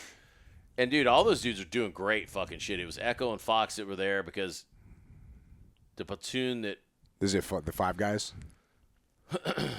Yeah, SEAL Team 5, Echo, Fox were in Ginny Posey. Delta Platoon were the ones that fast roped onto the dam with us. Was Ranger Bat there at that time? For the dam? No. Was it Haditha Dam? No, that was way further west. Okay. All right. Yeah. So that was probably another year. Yeah, But but we did go to the Haditha Dam. Ranger Bat has some 03. good stories from Yeah. out of Haditha. Yeah, Haditha was a fucking hot spot, and that was in Yeah. farther like way further west. This was like way northeast, and it's called the Mukarain. I gotta look it up. It's like MUK. It's fucking funny because I still have a map. I do too. I have a map, and I framed it. It's all OPSEC, but I kept And it it anyways. says secret. Because you're supposed to It burn may or everything. may not say secret at the top. but it's- Do you have any pictures of this time? Because I that was agree. the That'd be rad that to was have the some fucked cover up photos. thing because our chief, fucking Crimmins at the time, he's like, don't fucking take pictures of nothing because he was at Team 4 during the whole Panama invasion and all that shit. No shit. And he's like, dude, nothing's gonna fuck you faster than Yeah, it's pictures." true. And Yeah. dude, so for our platoon, he's like, I don't want to see a single fucking camera. I don't see a fucking picture. So every now and then we'd get a fucking picture. Like I got like one picture, me and Tage stand there beside each other inside the And this camp. is before cell phones too. yeah, Right, yeah, because yeah. I remember like early war. So when I was in Ramadi in 05, like cameras were like fully down because everyone didn't give a fuck. Yep. And then after that, like CID and everyone came in because of everything, and so then it was just no cameras. And so then my second tour, one of my soldiers got busted with his cell phone and literally got UCMJ'd and got an Article 15, got demoted because he just had his cell phone in his pocket. And that was just for the phone numbers, so that way when he was at the MWR, he could actually like call, his brother Oh, or wow. whatever because he Yeah. didn't remember all these numbers. And then later on, then it's like, fuck it, bring in GoPros and Mohawks and all Yeah. that shit. So there was this weird transition Yeah. of collecting media. Yeah, there was one of my platoons where we actually had fucking cameras mounted to our fucking. We had to. My last bump, Yeah. we had to have the Mohawks Yep. before we had to go out on DAs because it would make sure that we weren't committing war crimes. Transparency. Yeah, exactly. Transparency. And then as soon as you get off the bird, here you go. Oh, Yeah. it fell off. Yeah. That shit was fucked. Yeah, but That's where the cool. fuck was I? The Hook Crim- So yeah, you're the talking pictures. Yeah. Yeah. So Kremlin was like, dude, we're not taking any fucking pictures. Which He's smart for that. Yeah, I look back on it. Everyone's smart for well, that. Well, because the next, probably, I think when Team 7 actually relieved us, it couldn't have been more than about 6 months after we came back to the States. There was a dude from one of our task unit. It was either Delta Echo or Foxtrot, because we were golf, but the main bulk of the guys were Delta Echo Fox, those 3 platoons. It was either Delta or Echo, because not too long after we got back up there, they sent Foxtrot down to Djibouti, and those guys were like, "Oh, I don't recommend it. like, dude, I had to escort a pile of shit down there to them." And I go down there and I'm like, "Oh my god, dude, I couldn't get out of that place fast enough." I was like, "Man, you guys." And especially, piss off. I mean, you knew early Iraq before even the build-up, before there was a Green Beans coffee and a Burger King. Oh yeah. But We were sleeping in tents, eating fucking MREs. right, Like, but then going to Djibouti and you're like, fuck that. oh, dude, yeah. That could have been exponentially worse. Yeah, we got to. I mean, when we got to Ginny Posey, we were sleeping in the buildings for like these bombed out fucking. Yeah. slave Oh, quarters, dude. Yeah, we only the slept in servant like old quarters. buildings. Yeah, and then So they that begs the finally- next question: why did you guys call it Jenny Posey? Because normally they're named after someone that kind of So earned. Warrant Posey, who was he's old Vietnam team guy, he was in the reserves, but somehow he had transitioned to like the Army reserves or some You shit. could do anything in the 60s. It was fucking. That's wild. No, this was in 2003. No What? shit. He was like still like, I don't know the story. Was he a bullfrog? Vietnam guy still rocking in 2003? Holy Yeah. shit. Dude. Yeah. What? So Posey, he was fucking a good fucking dude, but yeah, he was fucking old as dirt. Did you know him personally? Yeah, he was there. He was building the fucking camp. Posey actual. And so he just named it after He himself? named it after his wife, Jenny Posey. No way. He shit. named it after his wife, and it was him because he was attached to. So he had been reactivated as a reservist. You with reactivated group- 70-year-old dude. No, You're like, yo, seriously. dude, you're that fucking hard. You're coming back. Yeah, seriously, he was attached to Group 1. So when Group 1 pushed down range, because I know there's Was that the Space Cowboys deployment? Oh. Like the movie where they activate all those old dudes, they activate them because they're the only ones who know how to rock the equipment. Oh. I don't No, remember but that. Or- I don't know about that. But, dude, this dude got activated when 9/11 happened. So he had been to Afghanistan, and he was basically just building infrastructure. So it was him, like Ranger Malloy, who was an old master sergeant from Ranger Bat, who was attached to Group 1 years ago, and then went back to Ranger Bat, and then came back to Group 1. And they're doing this exchange Yeah. program. Because I remember Ranger Malloy, he was like a fucking E5. And he was our lane grader. No shit. Lane grader in like 2000. E5s hit different back then, too. I just remember he was wearing a fucking rucksack, and we're all, we're fucking wearing rucksacks, and we're not even wearing rucksacks. We're wearing like Gregory, like fucking Molly mountaineering- Alice packs. like mountaineering backpacks, Yeah. and dude, we come in, we're doing our shit up at Camp Pendleton, and we just come down and do the rucksack flop, just like. Whoosh, Yeah. like sitting there with a gun, or like Just leaning back on it. And dude, you look over Malloy, he's got his rucksack and he's doing the third world. He's still doing high steps? No, he's doing a third world squat. He's just sitting there and With he's a got his- ruck? He's With got his his ruck on? ruck. I'm He's not just- getting back up. Oh, dude, he's just sitting there and he's got his elbows on his knees and he's got the fucking the Ranger roll on his fucking his Oh, on his patrol cap. yeah. Yeah, with the He's brim? just sitting, yep. Yeah. Just sitting there. Yeah, you grab it and tuck it. And dude, we're all like, who the fuck is this guy? That dude's harder than fucking dude, nails. He's harder Awesome, than man. fucking woodpecker. Yeah, roots, dude, for sure. That motherfucker, I was like, God damn. And then, but the funny thing was that ORE that we did. So our chief had been part of training cell, and so he knew what our ORE was going to be like, because he worked training cell, and then he's going to pick up a platoon. So he already knew what our target was. So a couple weeks before our fucking final battle problem, we went up to fucking Camp Pendleton and buried a bunch of like water and a bunch of shit, and like marked the shit with fucking GPS. So we'd have to send somebody over there to kind of distract Ranger Malloy, and be like, hey, like over there talking while we're like digging up fucking Water cans. water caches and shit. And, Some MREs already dude, stripped. It was fucking hilarious, but yeah, he basically built this entire fucking camp. So I'm trying to remember his name. I know it was Posey, Warrant Posey, I guess, or I don't know. He had somehow was in the fucking reserves, and I just remember I see him. He's in a fucking army uniform. Like years later, I'm like, what the fuck? Like, With Dude, the he was trident- probably with the on the trident black everything? side, dude. Wow. dude, He had to have been on the black side. he was a good dude. But I wonder yeah, he what his named it story Camp is. With Jenny that. That's I pretty know. Wild. Yeah. I know That there's sounds like some ground branch there's shit. somebody out there that knows the real story, and they're like, dude, you're a fucking idiot. That is not it at all. Well, hit us up in the DMs Yeah. and let us know what the Yeah, real story and please come on do. the show and tell the fucking real Because story. I just had to ask. I'm like, because normally, like, back in Ramadi, you guys had Shark Base, Yep. which cool. Corregidor. Corregidor. I was at Corregidor.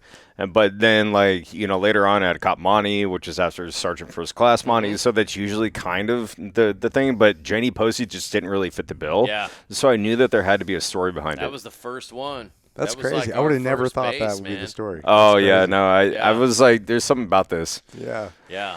Yeah. Uh, Which how was do you- fucking rad, though. How do you guys feel about a pee break? Yep. Yeah, let's Yep. take a break. We may or may not keep this, but we'll. Yeah. But like super judgmental, and these are the same guys that also I kind of had a lot of my experiences with. These are the quote unquote haters or the guys who. No, are talking shit. like these are old army buddies. But I just wouldn't like I didn't even tell them that I was doing a podcast. They discovered it as a byproduct of like resharing the stories. Haven't you put a dent in this thing? And Big ass bottle, dude. thank God, it's because Goot's not here, or not Goot. You're gonna take at least one more episode to finish that. But like guys that I didn't expect to love this. That's And- been surprising to me too. And yeah. that's and it's not from well, it definitely is from like the civilian followers side of my realm. But a lot of the guys that I served with in the military that I thought would not like this are obsessed with it. Part of it I think is that we are doing something different, but also I think part of it too is that life looks different as you get older. And you look at things like I probably thought this is super gay and lame when I was younger. Like, oh, you're doing a podcast. Or right so as soon as stupid. I got out, I never would have listened. to No, this. totally. But as you get older, you're like, life gets more. You're able to compartmentalize and put these things in place, and you get a lot more context for things. And then you realize that you know what, you are the most important thing in your own life, and your family, your perspective, your network, and people that are important to you. And things like this, I think, bring people closer together. I honestly wish more people did this because I have had such fun with this. I've had such a good time just bringing people together and hearing stories that I've wanted to hear for decades from people that I've known. I just haven't Yeah. been able to have an excuse to talk Yeah. to them about it, you know? So one of the soapboxes that I've expressed to you guys, probably off camera, that I want to reiterate to the veteran audience of something that I've noticed is a large majority of people have enlisted in the military to leave whatever it is that they want to leave, right? Whether it be a shitty family, shitty childhood, shitty household, shitty town, and they want something new, right? And they experience something new, and they go off to the military, and they have a plethora of fucking experiences. And you go from 18 to fucking maturity real quick, especially in combat.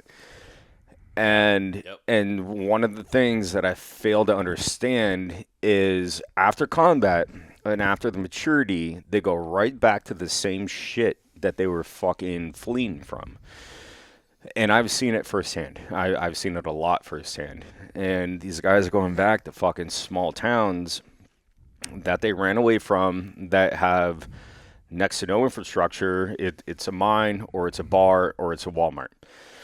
And they go back there and they find that they can't assimilate with anybody anymore. Yeah, you And it's don't- like, you don't no fit anymore. fucking shit, Yeah. dude. But why did you go back to the same place that you ran away from? Yeah. You ran away to gain good all point. these experiences and all these life lessons, and now you are a completely different person. But the problem is you're going right back to the same fucking town that no one's changed. No one has fucking changed an ounce. And so now you're even more bastardized. Now you're even more different.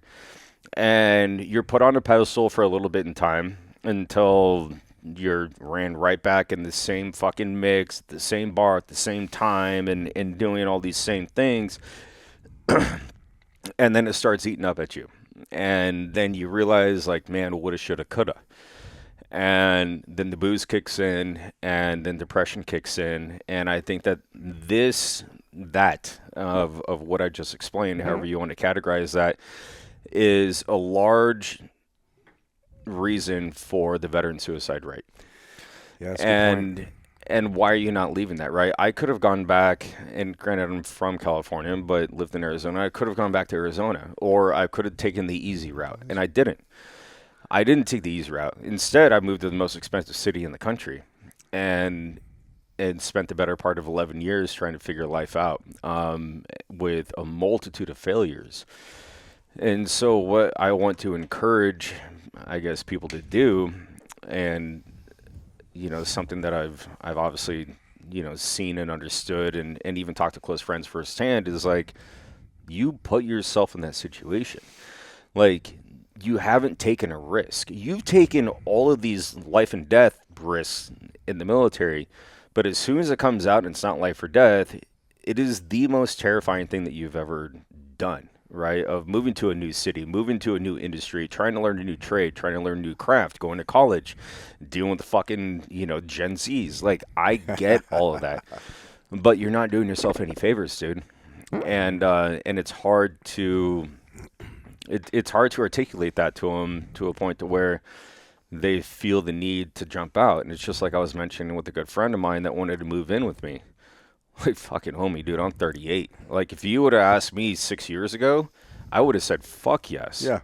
You know, but also I wouldn't be where I'm at now either, because then it just would have been this echo chamber of a fucking house with a roommate Right. and two dudes my wallowing boy. their own shit. Yeah. You know, Living in watching OB. football with their dicks out. Living Like, in OB, fucking going to Yeah. Sunshine Company every fucking night. yeah, we could have done this, but we got them motherfuckers in pool. Yeah, They're like, exactly. what are you doing with that?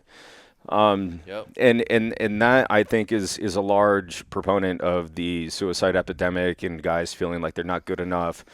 And you know, it's the plank that we jumped off of, especially with us three, by living here and as a byproduct and understanding, okay, that didn't work, I got to do this. That didn't work, we got to do this. Like, it's like A/B testing. You know, like, all right, let me throw out like 2 half-ass efforts, and the second that one picks up a little bit, I'm going to lean into that. Yeah, see what sticks. Yeah, and then if it doesn't, I'm still going to leave my avenue open on this end so that way I can transition. Because, dude, I tried 100 things before I found out one that stuck. Yeah.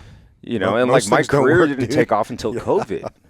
Yeah. And I mean, I'm not trying to make this about me, but like during COVID, at this point, I was in my junior year of college, worked as a creative manager, a marketing manager, a social media manager. I've done all these different positions in a marketing department.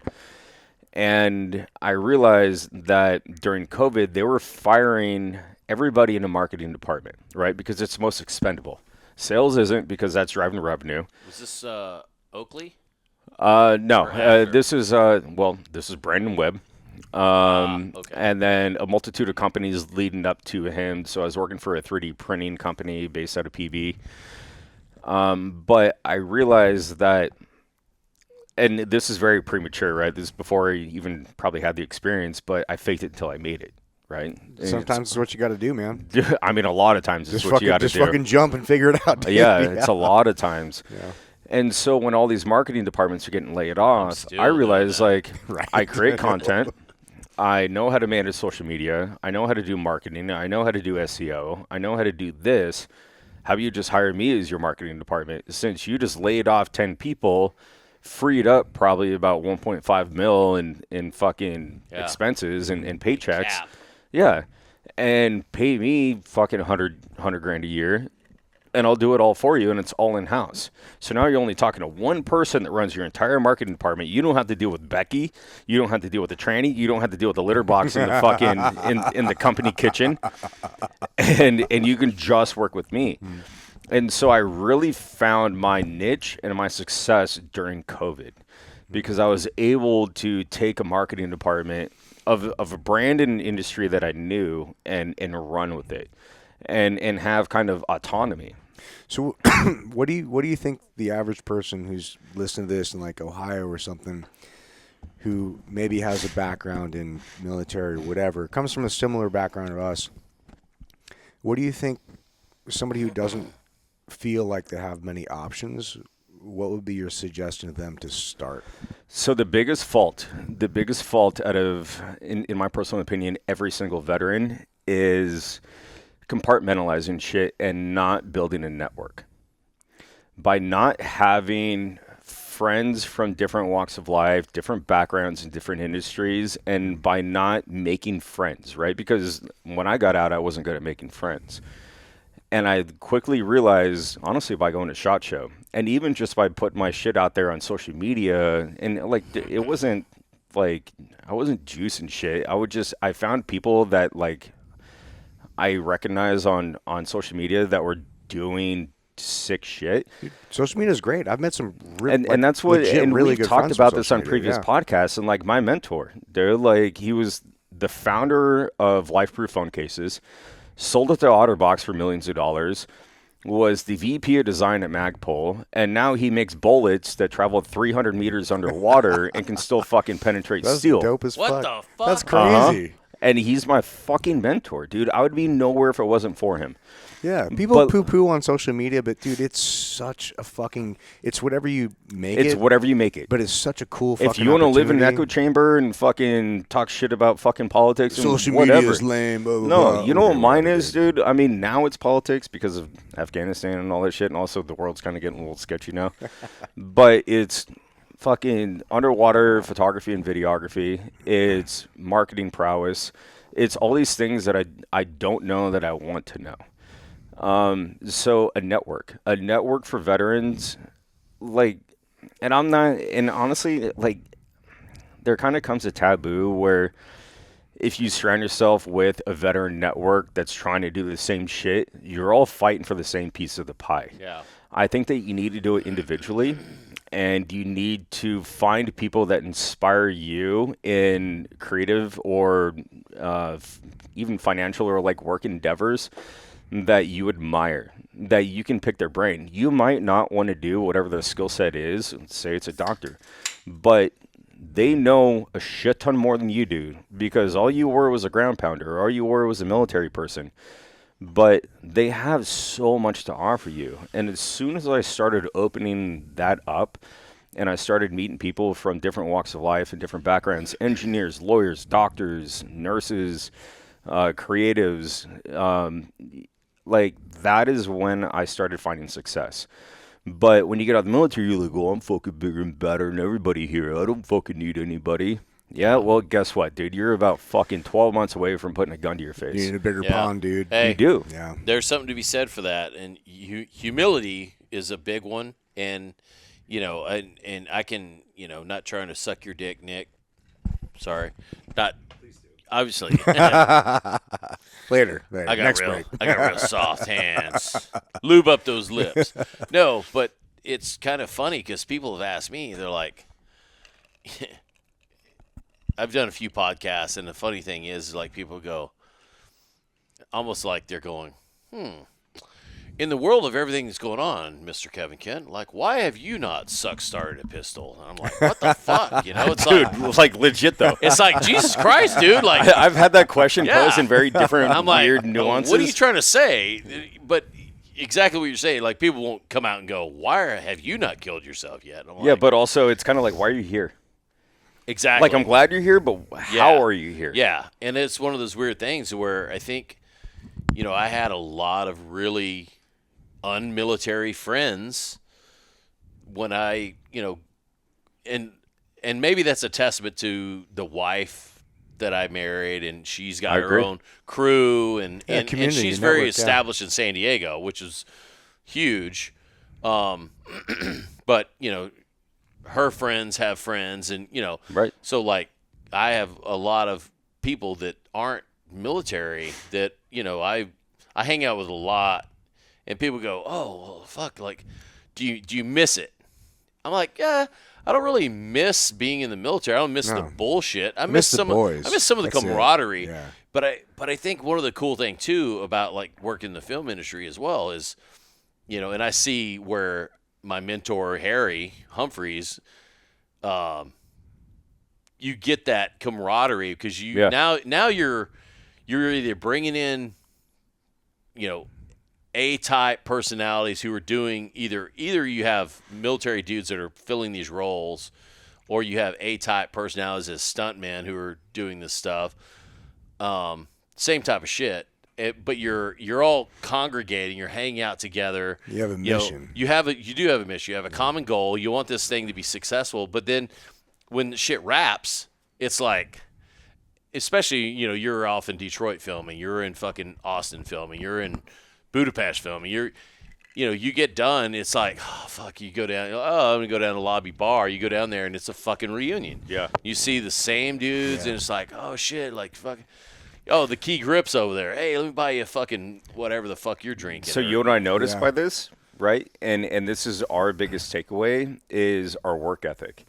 What we've taken away from the military, taking it to a civilian capacity, especially in Hollywood, and I've noticed is like we don't bitch. Yeah. Like we're getting dirty, we're getting dusty. Hey guys, like we're 5 hours over the time limit on shoots. I've been on Hollywood shoots. Grace period, bitch. Yeah, You're like, and we're "Fuck the you!" same guys, Yeah. not in our fucking trailer, like just standing by. And it's like, hey, can we get this? Yep.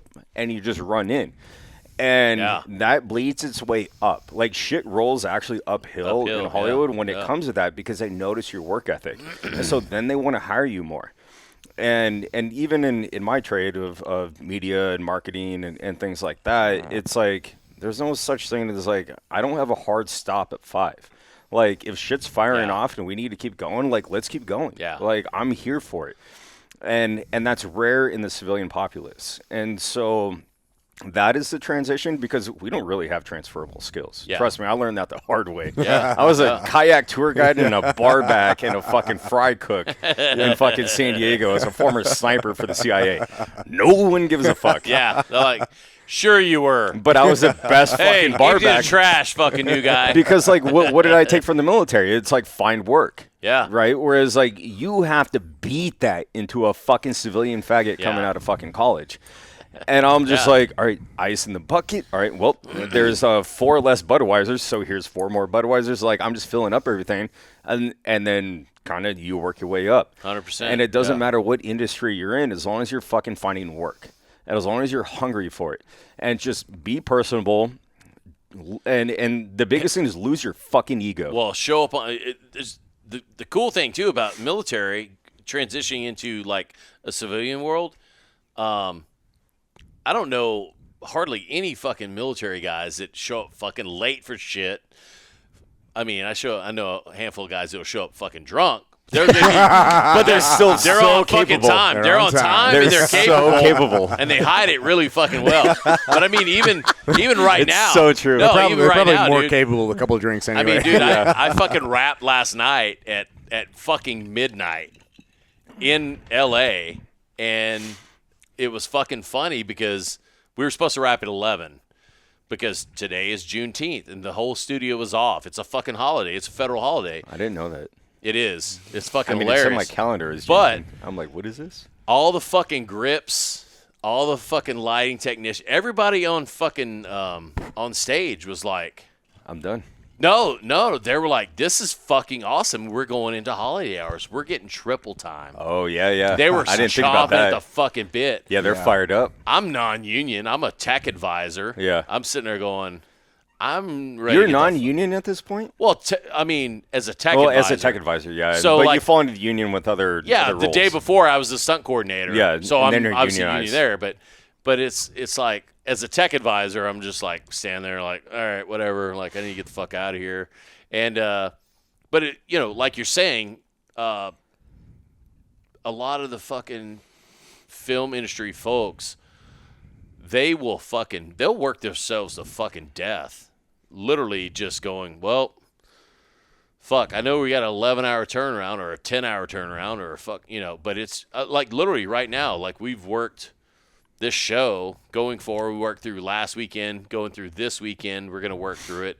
And nobody's going to go, oh, You talking about the Hollywood show that you're working on now? Yeah. Nobody's going to go, oh, woe is me. Yeah. Because for one, those motherfuckers make money when they go over 12 hours or actually over 8 hours, which is funny. Most of those guys are like, dude, we're already in fucking time and a half because they're like 8 to 12. Yeah. They're like, we go over 12. They're like, Cowabunga, we're in baby. double time, and then it's a holiday. Like, we're in triple time. Like, yes! Yeah. And, I mean, I don't know what those cats are making an hourly, it's all. It's probably 40 to 60. Oh, it's all stepped up. Yeah, because you got your It like depends on your role. If you're Yeah. at grip, you're at 35. Yeah, your gaffer's making like fucking 65 an hour probably. Yeah. You're, So by that point, you're well over $100 or a couple $100 an hour. That's pretty But good. do you yeah. notice too, Oh, like when you bring a like PMA, which is what we call it in the Army because everything needs to be an acronym, but positive mental attitude, like to a production that's like kind of over and like everyone's kind of gassed, but as long as you're just like, fuck yeah, dude, let's go, boys. It's contagious, like, man. It is contagious. It's very contagious. And I've noticed that like people have kind of like gotten built up. So especially with the actors and shit. my very brief time in Hollywood, and this is, I was in as like a like background, right? Yeah. But it's always kind of like gun influence because of whatever my contact was to like bring me onto this set. And I would Special notice, ability extra or whatever. right? The fuck they And I call would it. kind of notice like it was a Black Hawk Down documentary Yeah. that I did with Bruckheimer's Yep, production. yep. And they're like, all right, well, we need the Delta Sniper. And they handed the Delta Sniper, a.k.a. Tim Spear, a fucking Mark 18 with a suppressor on it and a red dot. And I'm like, Hey, dummy. I'm like, I don't want to be that guy, right? Yeah. Like, I don't want to be that guy. So I politely went over to the, director. First AD or some shit. Yeah, first AD. And I'm like, hey, sir, like, I don't want to be that guy, but I was in the military a long time. Like, we wouldn't really do that. And they're like, wait, what? No? Like, oh, hey, fuck yeah, mate. Like, what do you want to, how do we do this? Get some iron sights. Well, and so it's how I approached it without an ego. And That's just, so fucked up. yeah, and just telling them that I want to help. And next thing I know, my pay gets bumped up. Next thing I know, things are safer. And then next thing I know, the production's better because I enlightened the production value by making sure it real. that I'm not doing a CAG dude disservice by handing him Mark 18, which is a shorty AR-15. Like, you ain't sniping with that shit. Who are those? so many people Gordon and Gordon Shugart. Yeah. So many And that's people- who I played with Tim. Nice. In the doc. And so as a byproduct of that, I worked myself into a higher pay cut. And then next thing I know, now I'm the one trying not to fall out of Black Hawk when we're like doing this shit over Hollywood, but it made a better production overall. Yeah. And because I approached it from a very humble perspective, but knowledgeable, at the end of it, like we all did kind of like a rap and the director and producer and everyone's there. And there's like, and thanks to our bloke, Nick, they were all British, which is like even more weird. You mean British? British. Thanks to our bloke, Nick, for stepping in and really helping out. And meanwhile, you got like the, Korean War era guy that's like trying to talk on fucking 03, Black Hawk Down, which I didn't want to throw that dude under the bus, but the shit wasn't going right. Yeah. And Was he supposed to be the tech I advisor? don't, yeah. Oh. Yeah, exactly. And so I knew that I was going to throw somebody under the bus by doing this. And so it's all politics. Yeah. And so you have to play the politics. And this isn't Korean Hollywood War guy. specifically. But, in the grand scheme of the world and life and finding success outside of it, it doesn't have to be politics.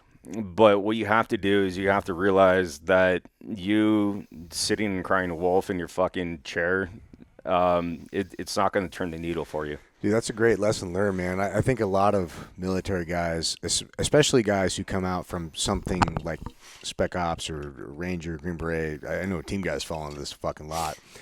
where you shoot yourself in the foot and you step on your own dick because And then you get P&G'd. yeah, you're saying shit, you think, and you could be right, but you say it the wrong way, Yeah.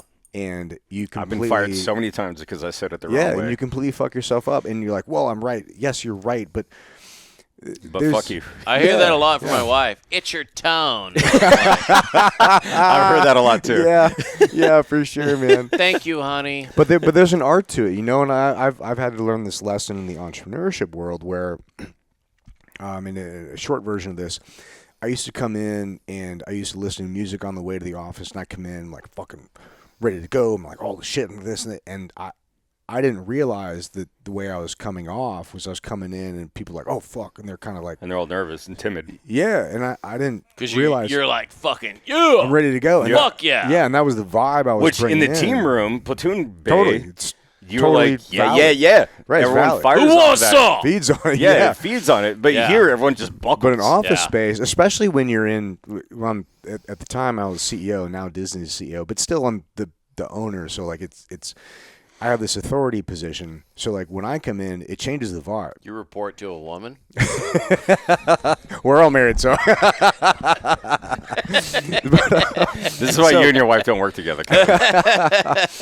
but I had to realize very quickly that I didn't understand that me just being me and doing this thing totally had an effect on the way that the team was Performing. performing. Yeah. And the things they were doing and the way they were acting, the culture and the culture of our community. It was like, Yeah. fuck, man.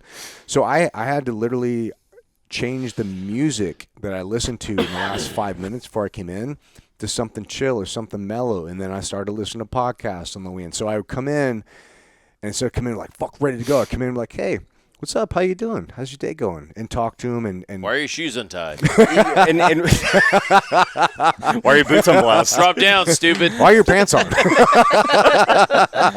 But what I want to caveat off of that is, remember how you were telling the story about realizing like people don't notice you and people don't give a fuck.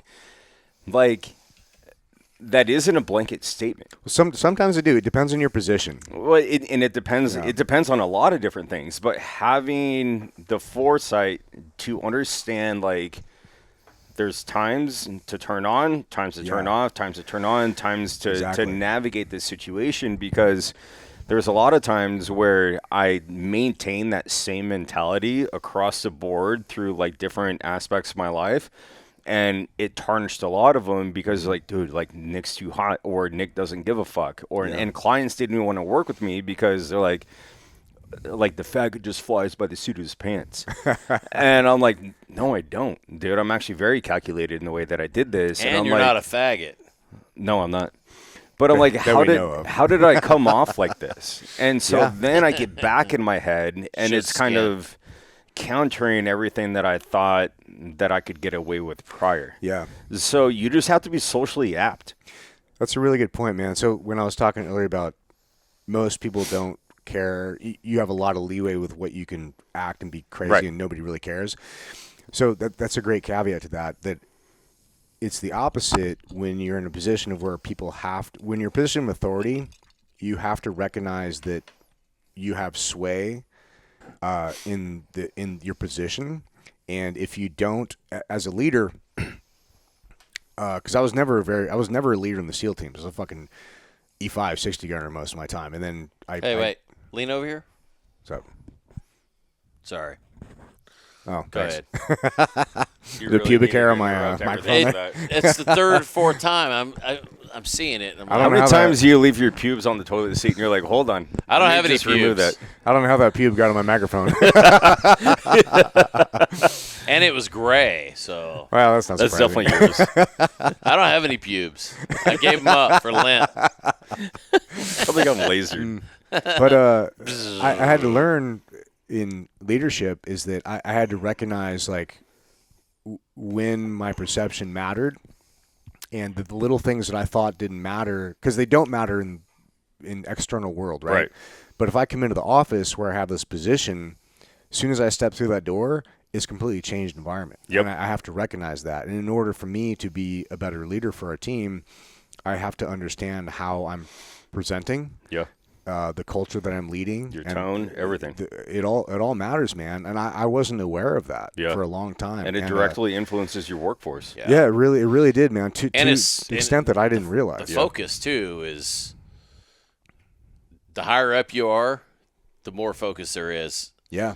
It's like, I mean, I've been on projects in the industry where they're nickeling. I I've done a handful of gigs, but I did this one particular gig, and I'm not gonna like side it out, but we were literally down to the point where they were looking for, and my manager was handling all this shit, but she was like, okay, they're going to give you $50 a month for a computer.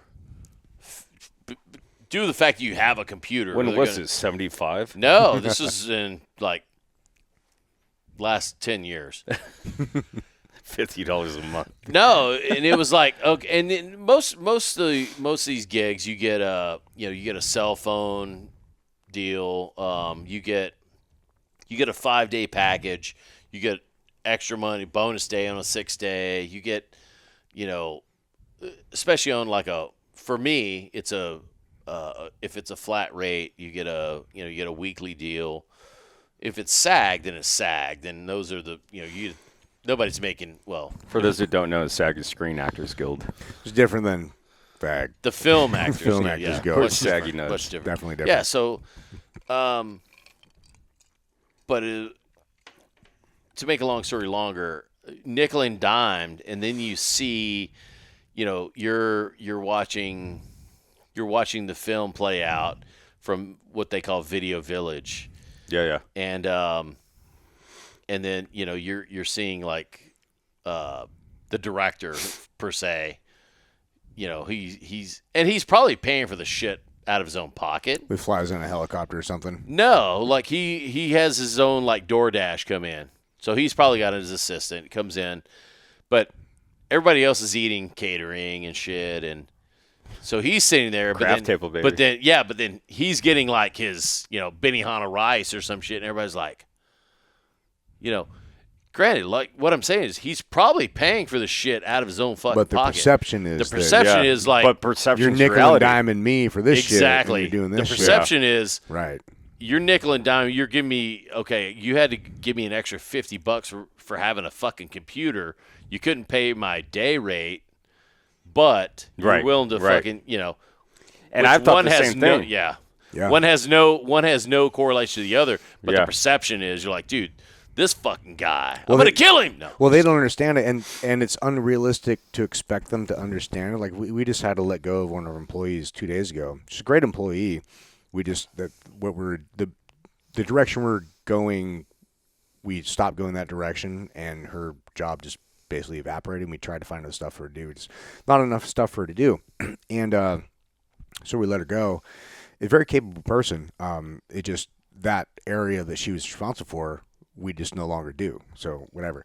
But I was looking at getting a Lamborghini a couple months ago, and I'm so glad I didn't, because that would have looked really fucking bad if I got a Lamborghini parked in the fucking parking lot. It's and so like, true. Hey, sorry, we got to let you go. pull up. You know what I mean? Sorry, we gotta let you go. Yeah, Yeah. we're doing budget cuts. By the way, Yeah, it's like, uh, oh, for your fucking Lamborghini. Right, like perception matters. Dude. Yeah. People Yeah. don't understand. Like the Lamborghini is one employee. You know what I mean? A Lamborghini payment roughly $3,000 a Yeah, month. it is an And employee. an employee That's is right. That's it. And an employee is more than that.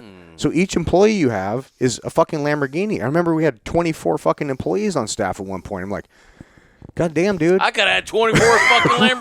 Right, exactly, bro. I can have a dealership. Yeah, but it's unrealistic to expect them to understand that, because No. they're not. Yeah. And also, I mean, not it. it's fair on both ends. However, they're not there. But Yeah, I think, but like, you have to understand how your position looks to them, Right. to be a good leader. Yeah. Yeah, and I think like in this whole concept, the overarching theme that I think is my biggest takeaway, and honestly, I think I learned it in Snipers, is like, and I'm not equating to my knowledge to being in the military, but One shot, one kill. no, fuck no, that shit's so gay. But it's social science. It's social science. Like Yeah. being able to understand and read a room. And EP taught me this a lot an too. art, dude. It's Yeah. a fucking art. But if you can get even halfway okay at that art, you can be successful in anything that you Oh, want to dude, do. it is Anything. probably You can find Yeah. out who the most important person in the room is. You can figure out who second and third IC is. Yeah. And you can figure out how to get your way into that. it's probably the most transferable skill across It every is. fucking market and every position. And so here's a perfect example out of that, right? I got hired by Sierra and Barnes Bullets to go out to Fort Chaffee, Arkansas to film the Mammoth Sniper Challenge, which is fucking gnarly. Like, it's pretty sick. Like, you got to road march to every fucking stage, and I'm talking that miles. looked pretty crazy. It's fucking nuts. And so Sierra Bullets, which Sierra has the government contract for all the snipers, hired me to go out there and make this documentary.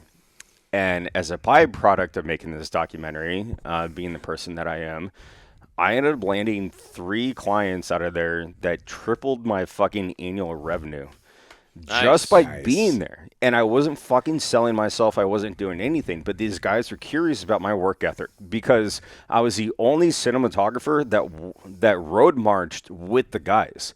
Because I'm like, what kind of content am I going to get when I'm driving up to one point and then high and by, and then getting back in the truck and doing it again? So I road march with all my guys on I a would have said pocket golf Osmo. cart, but No.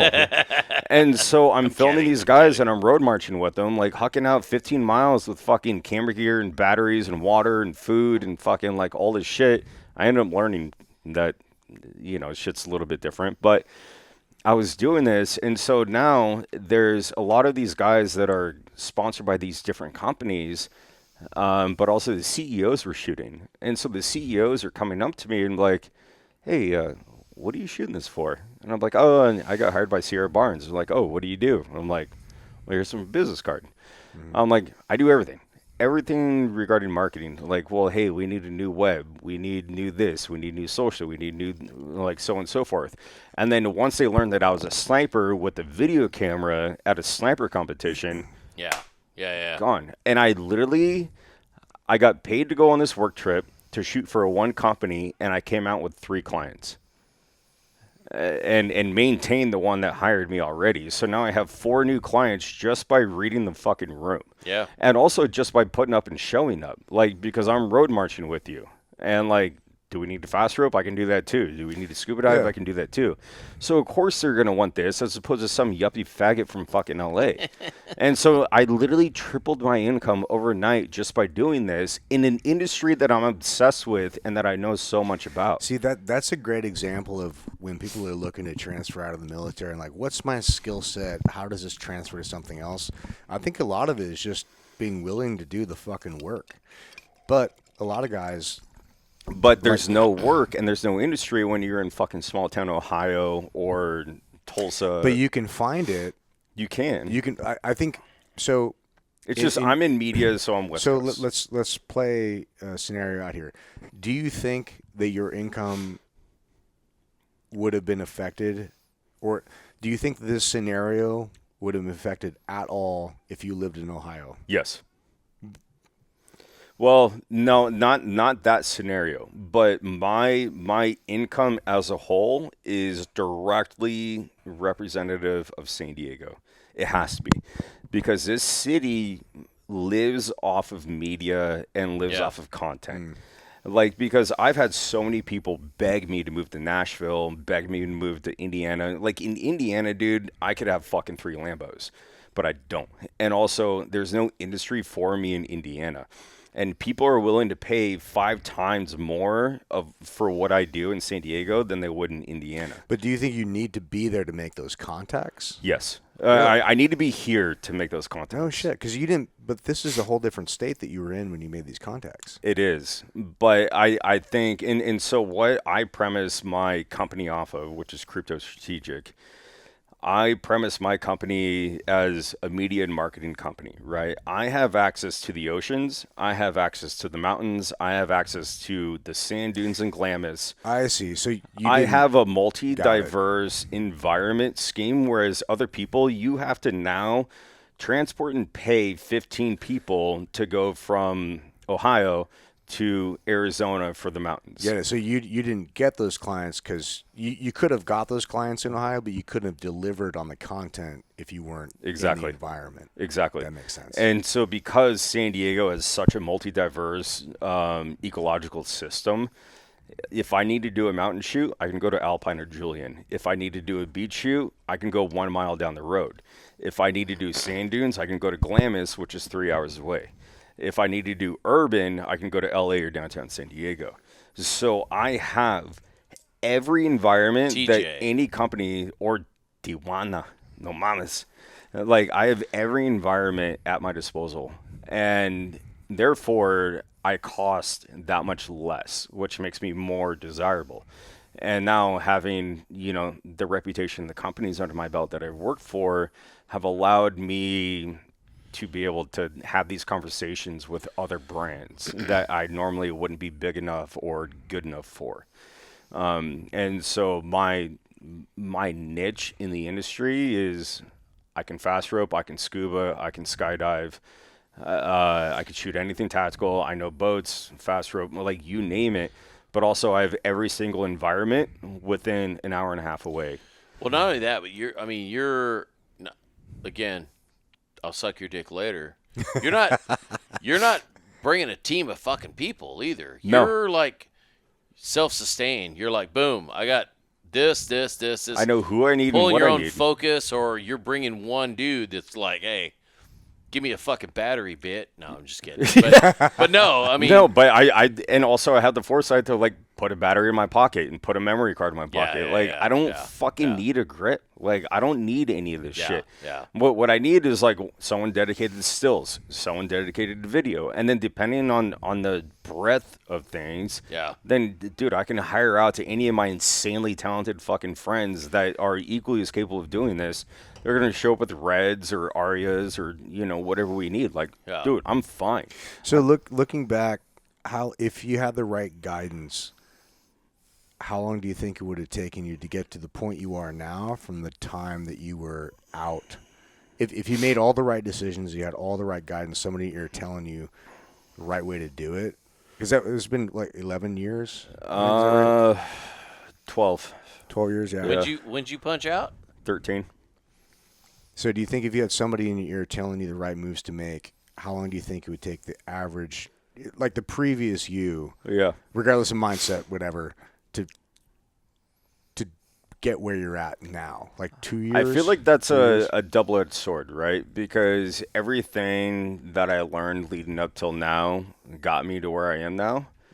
However, in the grand scheme of things, everything that I created from absolutely nothing happened in the past 5 years. So I'd say 5 years. Yeah. Like, knowing what I know now, I'd say it would take 5 years. However, it took the past 15 to get to where I'm at because of a lot of mistakes and a lot of lessons. And also, like, dude, I've been going to SHOT Show for 12 years now and understanding that whole goat rope. And it is a goat rope. I've only been to SHOT Show one fucking time, dude. It's I a was good just time, like, but dude, it's not a this- good time I'm if like- it's your first time. You're like, sure, let me walk around I'm and like, pick up no. patches and stickers. Fuck this, dude. Yeah, It's like no. a fucking If you come with me, dude, drinking through a fucking fire hose. if you come with me, it'll be times way 10. better. You got to be intentional with it. Yeah, and also Yeah. like you got to be able to read through the bullshit too. Yeah. But I started from nothing with a lot of lessons learned, for the better part of like 6-7 years, but I didn't really do anything with it up until the past 5 years, and it's Yeah, taken it's- 5 years to grow. Yeah, it's funny, man. I think it always takes way longer to get where you want to go than you think it is. Like all my plans, I'm like, it'll take me like 1 to 3 years to get there. Like 5 years later, I'm like, fuck, man. Like we're still going. Yeah. It takes way longer than people realize. It does. And I think the one consistent thing I've learned is that, man, you just got to keep going, dude. You just got to keep fucking trying. You have to. You got to keep trying the things that work and that show promise and that show return. And in order to focus on those, like the definition of focus is letting everything else go. And in order to progress on one path, you have to let go of a lot of other things. And I think a lot of people get stuck in this this place of like, oh, I got to hold on to this, I got to hold on to this, and whatever. And the reality is that like if you want to change, you're gonna have to shed your fucking skin. If you want to grow, you're gonna have to shed your fucking skin. I And you think got to focus on the future and let go of the past. you know, shedding skins and moving on, I think if I have another big piece of advice is it's do your best to never burn a bridge, right? Because you don't know if that bridge is going to be another one that you need to cross down the road on a different path, Super important. right? Because if you burn that bridge, like you can't fucking cross it again. But I've tried to maintain good relationships with companies that I just wasn't vibing with, and we took a good, nice, easy departure from one another. But because of my work ethic and because of what I did and because that we split ways on good terms, I'm still able to kind of utilize them as like on a case by case basis in order to funnel like my next direction. But if you burn every bridge and like if someone fires you, don't tell him to go fuck himself in an email. Like just be like, hey, thanks for the opportunity. I sincerely appreciate it. I'll kill you. I enjoyed my time here, and thank you. Because like that, dude, like ego. All right, my next best piece of advice, actually the first one that every veteran needs to fucking learn as soon as you get out, lose your fucking ego. Yeah. Lose your 100%. ego. And mine needed to take psychedelics in order to lose my ego. And it helps. worked, and it fucking helped. But lose your ego, because after you lose your ego, it will make everything forward much better. That's a big part of shedding skin, man. Like you can't build anything big if like you have to have an ego in order to want to build something big. But the reality is that you cannot build something big if your ego gets in the fucking way, because will. nobody's going to want to work with you. No, and you're going to have and it will very get in the quickly way. reach a fucking ceiling. Everyone can say that it won't, but it will. Yeah. Yeah. Absolutely. So the quicker that you can lose your ego and not burn bridges, you'll be okay. I don't think you need to control the size of your ego. You just need to. Here's the thing. Let You me need to rephrase tame that. it. You don't need to limit the size of your ego. You need to control it. Yeah. Yeah, like, I mean, by all means, have an ego. Well, and look like, at Elon's a great example of this. yeah. Has a huge ego, and Trump, but they earned it. The Clash. Seriously. That was planned.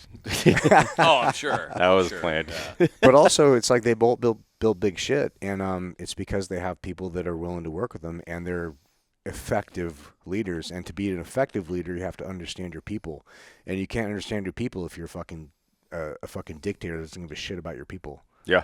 It's a wild dynamic, man. It all and boils down to leadership. Yeah, I've fucked that up. I've got more of that wrong than I've got it right. Oh, facts. I'm not good at it now. There's a reason But, why I work for myself instead of you. I'm just less shitty at it than I Yeah. used to be. Exactly. Yeah.